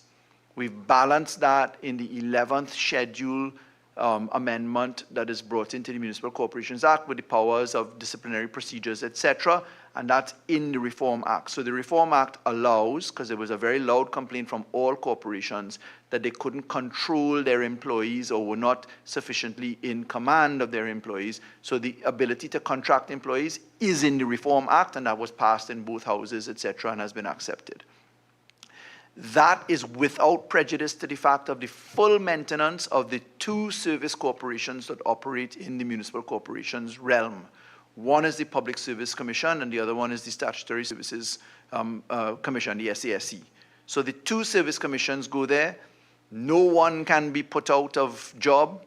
There is no, Senator Lachmida will understand what I mean here, there is no Martha Purching of this provision, so there is no application of resign and transfer. There's none of that. That is not a feature of the law. So the SASC and the PSC still exist. The corporations will have the power to hire on contract, and that is within their purview as they see fit. The reclassification exercise, the JDs, etc., have all been drafted. They've all been prepared. It's all been completed. That will go to PMCD, the division of the Ministry of Public Admin that considers that. Remember that the SRC and CPO still have a role and function. So Public Admin and Ministry of Finance technically are the two line ministries that are involved with the CPO, each having a certain line of communication with the CPO as to what people will be paid for their JDs, if there is to be an adjustment in pay. If a CPO's recommendation is made or an SRC recommendation is made, if it's something that falls under the SRC, as you know, is a report generated by Her Excellency the President, which is then produced and then comes to Parliament and may or may not be accepted. Cabinet has a position on those things. So just to remind, A, the law provides for contracting. B, it's without prejudice to the maintenance and continuance and viability of the PSC and the SASC. C, in answer to the second question, there has been a completion of the JDs and exercises. That must go through PMCD, CPO, SRC if there's to be anything. And lastly, the very important point that the Honorable Senator raised, member, is whether there has been consultation with the union. We have met with some of the unions on the issue. We're in ongoing processes. I can say this publicly, not a single change will be made unless that exercise is completed, because we intend to have cooperation in that regard. Obviously, when we met with some of the unions, they expressed concerns about the contracting provisions and their views on the 11th schedule amendments, etc., but we're in the course of communications with the unions. Do you, sorry, could I, one further question. There's been this system operates like, let me give an example, within the judiciary. You have a number of persons within the public service, and then there's a mass hiring of contract staff as well to perform certain functions. Do you anticipate that, this might cause some disruptions in terms of how people are performing the functions and moving people from one set of functions to another? You have contract officers coming. There's a lot of, I understand the issue of people thinking that you have more control when you have contract officers, but then you also don't have the continuity that you have when you have public servants performing certain functions. Is it that you are going to have standardized contracted positions that each corporation is going to hire? Is it that you're going to allow each corporation to determine what positions they want to hire on contract and create their own positions? contract employment raises a number of challenges, and even within how they pay different officers and what are their jobs and functions. So are you going to standardize that across the 14 and have a clear demarcation in terms of what are the functions that contracted officers are allowed to perform and that they can hire persons to perform on contract? Or is it that you're going to leave this to the discretion of each corporation and they have to work alongside public officers who will have standardized job descriptions set and going through PMCD and operating under civil service regulations and all of those things? Thank you. In answer to the question, there will be standardized terms and conditions which will be approved by the CPO stroke SRC stroke PMCD stroke public admin stroke Ministry of Finance. No entity can ad hoc its way in hirings because they have to have approvals within the HR structure of government. So there is the HRC Committee of the Cabinet. For positions to exist, for any position to exist in any entity of government that is a statutory authority, in this instance we're talking about, you have to have the life of contracts approved by plans that come to cabinet. Because each corporation is different in size and nature, if you take the size of Diego Martin Borough Corporation versus Pinal Debe Corporation or San Fernando Corporation, you'll see it in the number of councillors and the number of aldermen. You'll see it in the number of committees that you can or cannot have in the new sections of the Reform Act. So there will be no ad hocism in just going out to hire anybody you want. There are standard terms and conditions. The life of contracts have to be approved. Contract terms and conditions have to be approved by cabinet, as has always been the case and will continue to be the case. And that has to be because the payroll is something that the Minister of Finance has to approve and pay for. So there must be a methodology in the allocation of resources, number of positions, etc. So there's a combination of 1, the Municipal Corporations Act as is, 2, the Municipal Corporations as amended by the Miscellaneous Provisions Act, 3, the operation of the public sector via the Ministry of Public Administration, the Chief Personnel's Office, the SRC, the Service Commissions, the Ministry of Finance, the cabinet notes that are required for the approval of posts and conditions, etc., so that there is a consistent approach to it. Do I expect issues in the utilization, was one of the questions of contracts? No, not necessarily, because it'll move us away from the odium of short-term contracts and ad hocism and to more established arrangements. Okay, so one of the main partners in local government reform is the public. And all of this work is going on within the regional corporations. How are you going to bring the public into this process in such a way that they engage it from a position of understanding and knowledge to play their role? And I ask this as well in the context of statutory meetings that take place almost with no member of the public attends these meetings. How are you going to bring people closer to government, put more power in their hands to ensure that people push local government reform to become really meaningful for them? Are we yet at the stage where statutory meetings, for example, can be held online, that people can know what's going on, what the agenda is, ways in which you can engage it? Is there a plan for that that is going on alongside this, or is that phased at some later stage? These are very thought-provoking questions, Madam Chair. Thank you for coming in.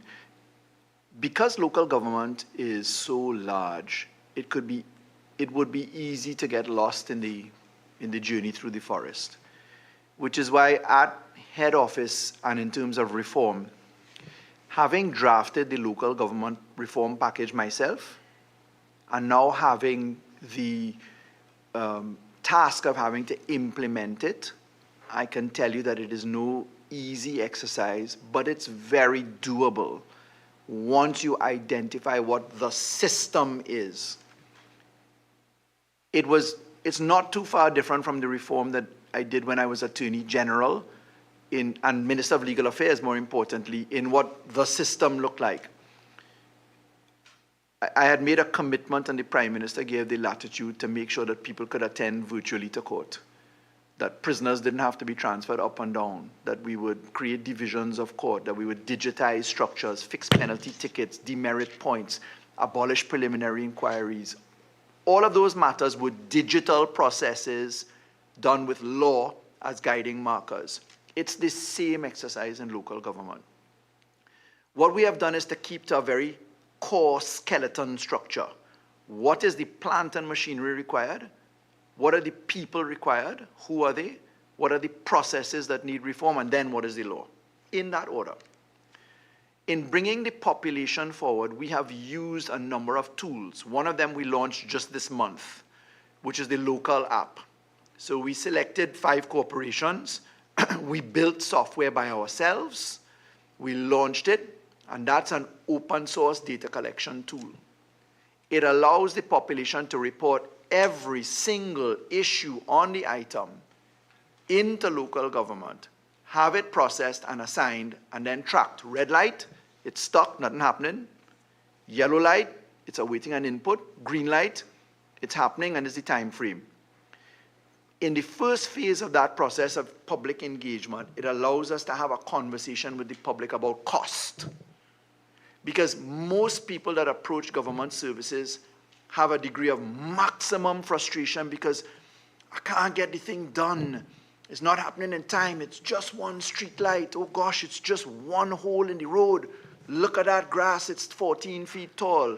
And they get frustrated because they don't have a response time frame or understanding of scope. It's very different when you're able to say, we have 100,000 streetlights blown, we only have enough money for 20,000, and we pick. Or we have resources to cut X, and this is Y. So at least there's a line of sight into when your resources come. It helps people understand where their money would go to, because most people are reticent, understandably so, to spend their tax-paying dollars because they feel they're not getting value for money. Or there may be things that they don't appreciate our value for money. So we have engaged in public interaction because we intend to share the information with the public. It's why most of the reform that I am engaged in and have been is data-driven, where the data is made public. So we are already engaged in data aggregation and public aggregation. As to whether we can take council meetings online, etc., that requires us to make sure we're all on the same information page. It is one of my ambitions to take meetings online, public meetings, etc., to have open participation, etc. It's quite doable in terms of law. There'd have to be a few tweaks to how we can hold meetings, etc. That's not a problem. The first and foremost thing is, what are you going to be sharing has to be available by public dissemination in a standardized format. That's very important. Thirdly, we are actively engaged in something called local economic development. And the local economic development allows us a very deep form of interaction across a number of spheres, including business establishment, planning, structures, etc. As that local economic development takes root, local economic development includes, for instance, open source camera utilization by municipal police. Because the Evidence Act has been amended to allow CCTV evidence to stand as primary evidence. And we have built out command centers, and we have built out asset technology to tell us where our police cars are, where our people are. The next step coming in that now by way of public participation is, would you allow your cameras to go up and share the feed or have it accessible? So there is a significant amount of public interaction intended and certainly required, but the standardization of the data is where we are right now. I would estimate that in the next financial, we ought to be able to do a significant amount of that. We anticipate in the next 5 months ahead of us that we will have a significant amount of data to share on the municipal policing aspect, the local economic development aspect, the return of personnel aspect, and the data coming off of local. And that will then tell us how to get the population more informed with statistics and therefore have an informed point of view.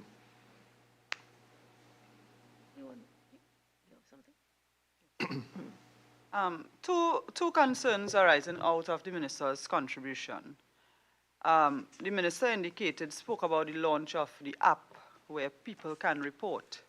And I think particularly because we broadcast JSCs, people want to know what is relevant to them. How is this, what is being discussed today, going to make local government more efficient and effective to collect garbage, to patch potholes, to repair drains, recreation facilities? And having an app is a better way of managing the complaints and tracking to see where they are. But our local government representatives also have their own systems of monitoring complaints. And the issue is not that the complaints get lost. The issue is that the regional corporations do not have the resources to treat with the complaints that they get. So a councillor could immediately provide you with a list of potholes in his district.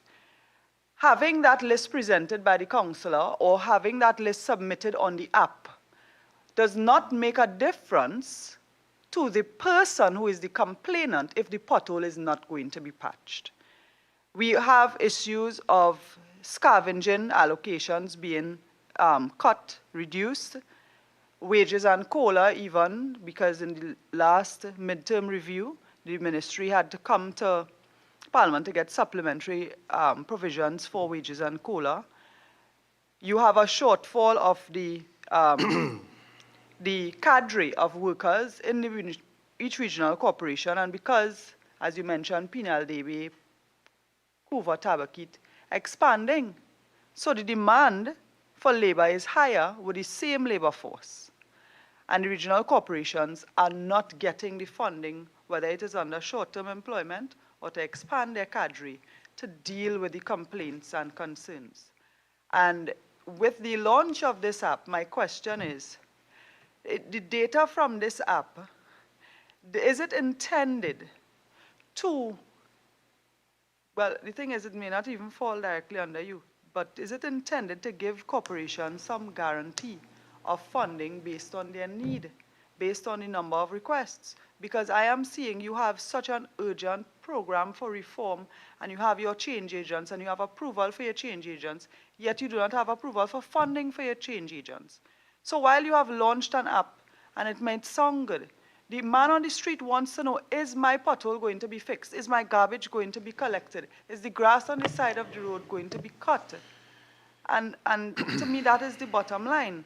So my question is, what time frame do you give this app to be in operation to inform the ministry and the corporation in terms of changing its systems or, well, way of doing things to make the core responsibilities of the regional corporations more efficient? Madam Chair, what a pessimistic run-up to the wicket, which is very accurate from the frustration level of many people. It can be that dark. It can be all about how we getting it done. But no one tool identified today is intended to be the magic bullet. How do we pay for things? Tax. That is how a government funds itself. Borrowings. Removing inefficiencies and therefore reallocation of resources. The government has not offered local government reform as the magic bullet to say, well, yeah, take more money, fix everything, unlimited supply. It came alongside property tax. It came alongside increasing the borrowing limit for statutory authorities, which municipal corporations are. But we didn't have any support for that. So if you listen to the member speak, it's a litany of woes that many people share in this country. Many people. There's nothing pejorative intended to the member here. She's echoing the concerns of many people. But the tools like the app, etc., are intended to provide a line of sight and conversation with people. Madam Chair, I remember when I was ridiculed for telling the population it cost $25,000 a head per month to keep a prisoner in jail, and what the transportation cost for prisoners was like, which is why we turned cameras on in the prisons. Or we removed 104,000, now 120,000 motor vehicle and road traffic cases because we were using all that time in bad resources, but that came on the back of data. It's the same data exercise I'm doing as Minister of Rural Development and Local Government. You cannot manage a system if you don't have data, nor can you have a realistic conversation with taxpayers who deserve to know what their money is being put to or where we stand.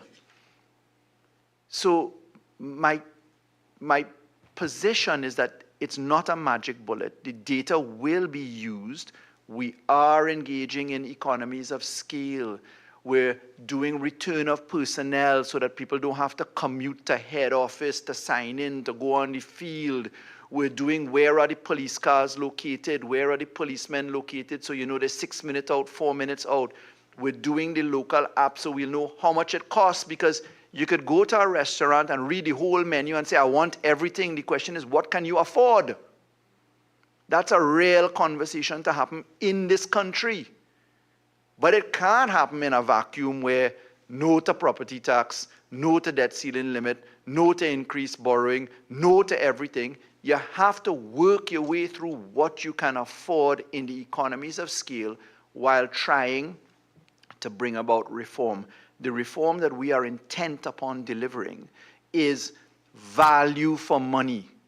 By economic mapping and heat mapping, we're now able to say what is being covered. Madam Chair, I recall distinctly in the budget last year reporting to the population that the ministry had created 7,496 jobs with the money they gave us. It didn't even make a headline, let alone a footnote. But there were actual jobs created as a result of the expenditure of public monies. So the local app will never be, is it a guarantee that you're going to get more money? No, the guarantee you're going to get more money is that you have more money to get, and that you're expending it in a value for money system that makes sense. So it can't be as simple as some of the reflections put on the table a little while ago. It's a whole of organism structure, and these are just elemental pieces to getting us there. I have confidence it can be done, but the data is critical to it all. Okay, Madam Chair, my second question. The Minister spoke about putting tracking devices in the municipal police vehicles. Again, app with regards to municipal policing. The issue of municipal police has become even more prominent, so on the PS alluded to it, with the increase in crime and the need to have safer communities. In December 2015, there was an indication from the government. Then Minister Franklin Can, may God rest his soul, indicated that probably within the first quarter or the second quarter of 2016, the government would recruit 1,400 municipal police officers. We have not seen that materialize quite fully as yet. Does the minister have a timeline? I know that some municipal officers have been recruited. Does the minister have a timeline and for this full 1,400 municipal officers to be recruited 9 years later, and the issue of accommodation for these municipal officers in terms of a physical structure for them? Madam Chair, if at last reckoning we were over 1,000 municipal police officers, there is a intake batch of I think 250 to start any month now.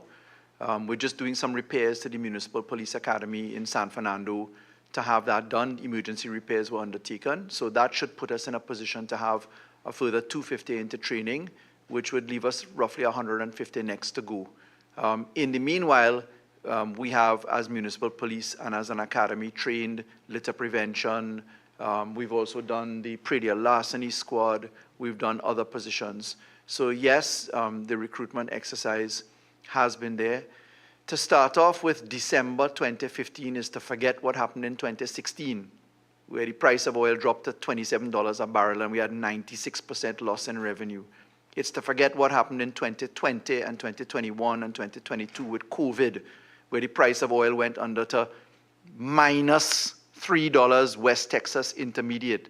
So, I mean, most respectfully, it's not as simple as the honorable member puts it out to be, well, you tell us 1,500 in 2015 and you're 9 years later, where are you? Yes, there's a process to get there. You have to afford it, Madam Chair. The first part of the question had to do with numbers. I don't think I got that from you. I know you said an additional 250, but can you just for the record indicate how many have been confirmed? And secondly, with regards to the accommodation, because that has been coming up for some time in terms of the municipal police stations or the units where they are held, the accommodation for municipal officers. So, Madam Chair, I said over 1,000 with 250 to come. That's 1,250. I then said that there would be approximately 150 left, so just repeating the answer. I said that that would happen in a couple of months. I explained that we had the Municipal Police Academy in Marabella that was under repairs. We had emergency repairs, so that should happen hopefully, if not next month, by the month after. In terms of accommodation, Madam Chair, what we're looking at is managing the municipal police so that they're on the road. We don't want them in the station. The reason that we did the apps and the return of personnel, which is an in-house tool for the municipal police, is so that we would have people physically on the road. We have requested that all of the officers who are assigned guard duties, watching tractor and security officer work, that they be put into the field to go and do municipal policing. So the accommodation aspects, again, in a digital environment, you're allowed a lot more flexibility. Plus, Madam Chair, there is something that we're not talking about. Many municipal corporations are running at 8 to 4 policing. Adding more people means more shifts in the same place. So it doesn't mean that we automatically have to go and expand the physical accommodation for the municipal police. We want them to go to work on the field. So we will track where their cars are, when they turn up to work, where they are, what their response time is, and we'll put more shifts in gear. You see, this is what thinking differently brings. It doesn't mean that you're getting 1,500 people, you need more space. You need more man hours at work. Crime don't stop at 4 o'clock in the afternoon.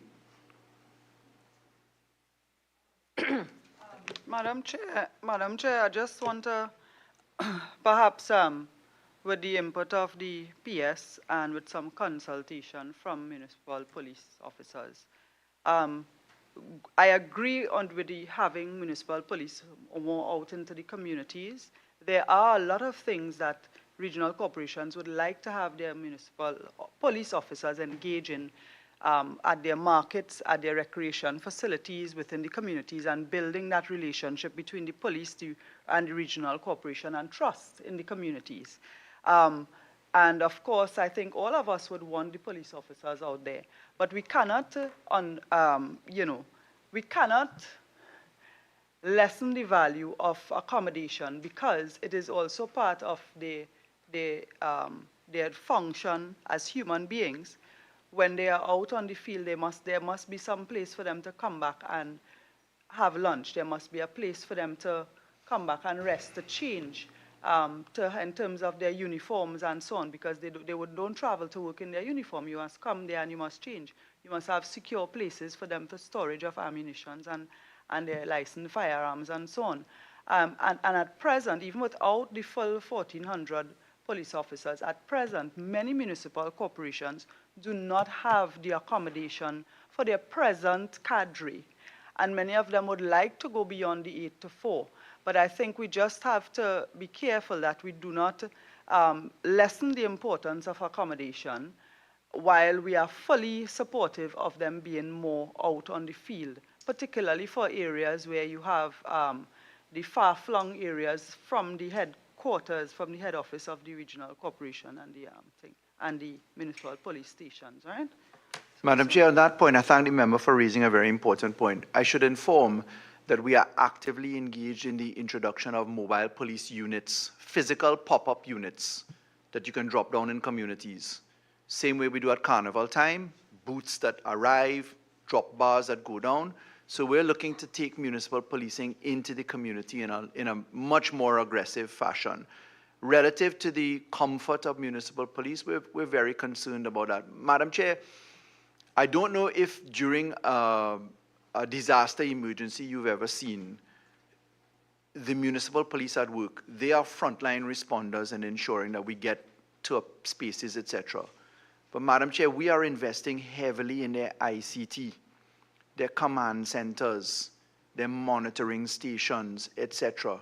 So we are intent upon utilizing the resources that we have as best as we can. Something the member mentioned, and if you permit me the opportunity to say this, we are near complete with a revision of the Municipal Corporations Act and certain subsidiary legislation to remove what are traditional offenses as offenses and to instead migrate to fixed penalty systems.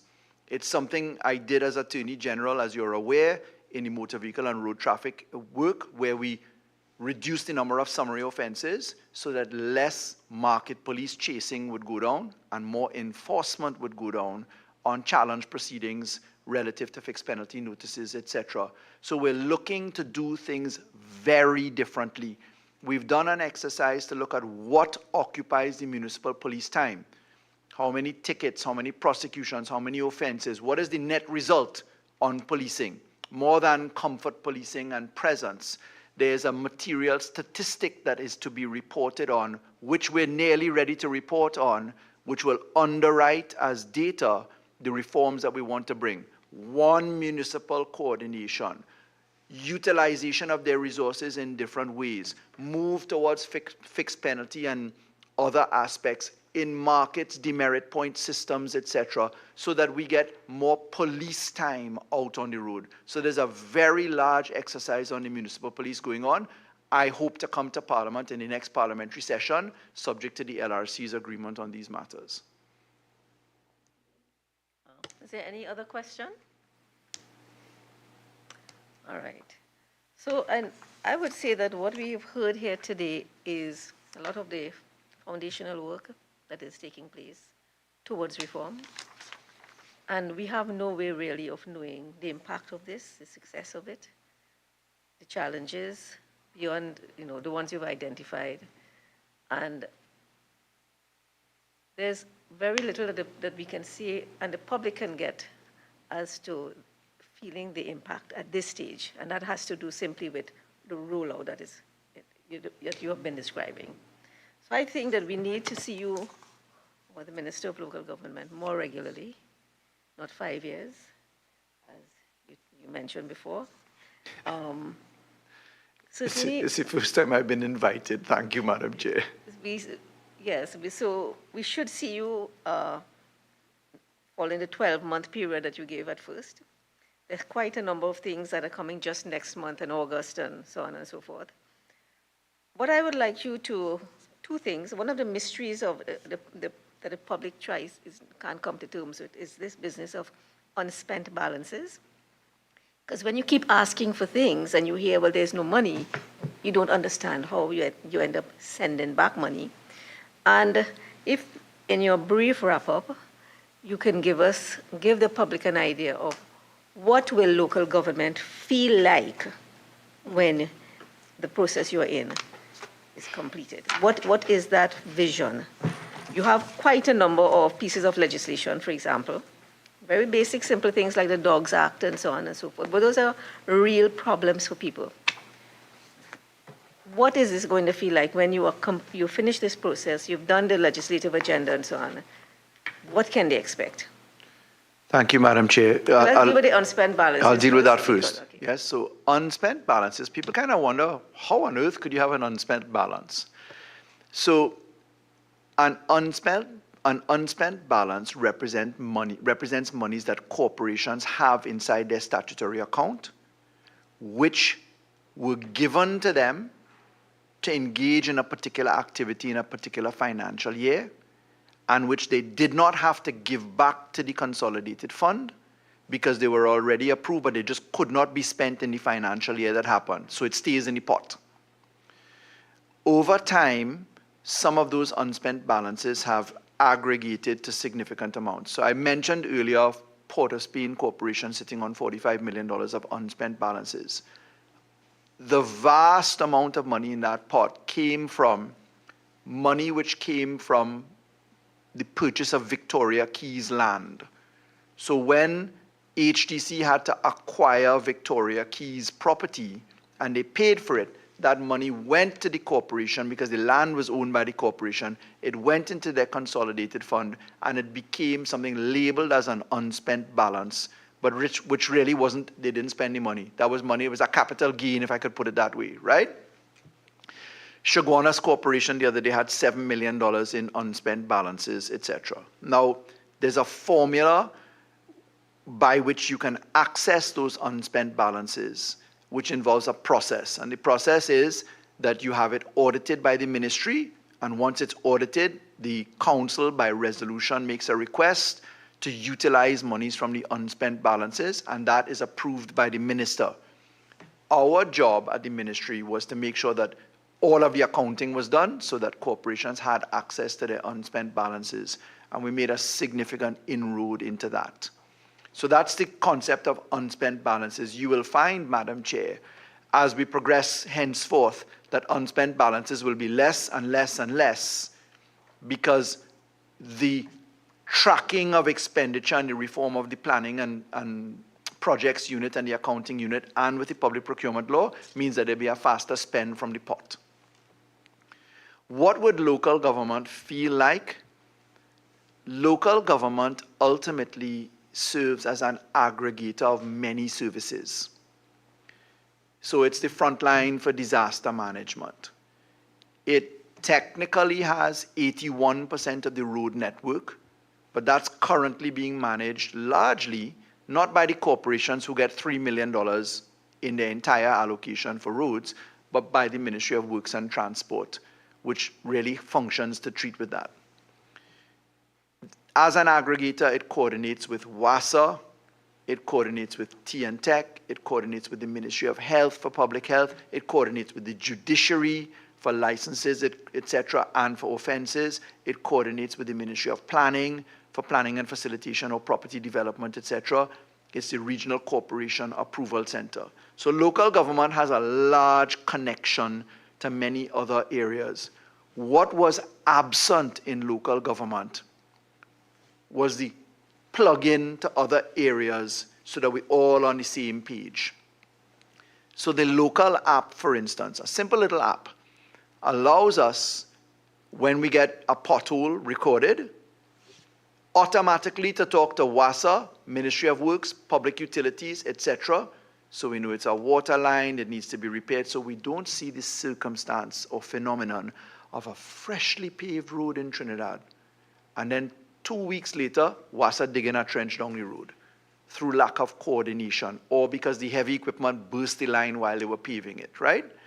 So we are coordinating in a much changed environment, and the intention is that we will share that information with people. As Trinidad and Tobago focuses on value for money, as Trinidad and Tobago is being asked, every citizen is being asked to pay their fair share in taxation, etc. People need and want to have satisfaction that their money is being spent in the proper way and they're getting the services. So a new local government environment will involve more public information, more understanding where we stand, and I call it the traffic light analysis. Red light, yellow light, green light. Is it red and stuck, and what is the reason? Is it yellow and awaiting an input, and if so, what and when? Is it green, is it happening, and when? That has a number of factors. Do we have the money for it? Do we have it planned out? What are the obstacles behind it? Very importantly, we want our 30,000 people, when it's as high as that, to be seen as frontline responders of excellence. It cannot be that we have 22,000 people cutting grass in this country, 9,000 daily paid workers, 10,000 CPEP workers, 2,000 forestry workers, and grass is 14 feet high. It can't be. Why? Why is it like that? It has to be that our workers are seen and that their tasks are measured. And the only way to measure it is by the use of technology and reporting systems. With tools like Local, you get open source reporting. So when the foreman say, yeah, we cut the grass, but the neighbor with the local app takes a picture and say, boy, 15 people turn up to work and cut 4 feet. There's a comparator. So we want to have open source government reporting, and then we want the population to work with the information that is provided. We believe that once we have the data underlying the situation, that it can change. The last element that I'd like to focus upon, because it's a very aggressive part of local government, is what we call local economic development. We are on an aggressive program to introduce local economic booths, municipal policing booths, vertical hydroponics and agriculture, and topsoil and soil arrangements. The local economic booths are associated with market and open spaces developments. Small booths create economic activity. I give you an example. You go to the promenade in San Fernando. You're walking down the promenade from Library Corner towards the police station. You have Boys RC, you have Girls RC, you have Convent. Behind your back, you have Naparima Girls and Presentation College. Each school has 600 students and it's 700 students. You have City Hall, you have the judiciary, you have the police station. Across 3,000, 4,000 people right there. Not one vendor. Not one place to have a sit down and a meal on the entire promenade. Why? Because local economic development has not been fostered by the municipal corporations being funded in a way that they can work. We intend to change that. High street management, traffic transportation, which is why you would have seen the resumption of wrecking in the city of Port of Spain and metered parking, etc. So we have some seriously aggressive KPIs for ourselves. We believe that the conversation on local government will only be believable when people start seeing it. And therefore, our intention is that in the course of the next 6 months in particular, you will begin to see the product of the things that we're talking about. And hopefully that will take us into a place where we have a line of sight for the next steps after that, and it can continue.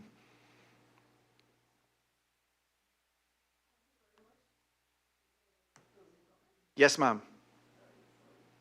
Yes, your closing comments, right? Thank you, ma'am. Okay. Well, I would like to thank you, the Minister of Rural Development and Local Government, and Mr. Mitchell, your Permanent Secretary, for participating in today's meetings. I would like to also thank all the committee members who attended, and virtually and in person. For the staff of the Office of Parliament for your procedural and logistical support, and you at home, the viewing and listening audience. I declare this meeting adjourned. Thank you. Thank you, Madam Chair.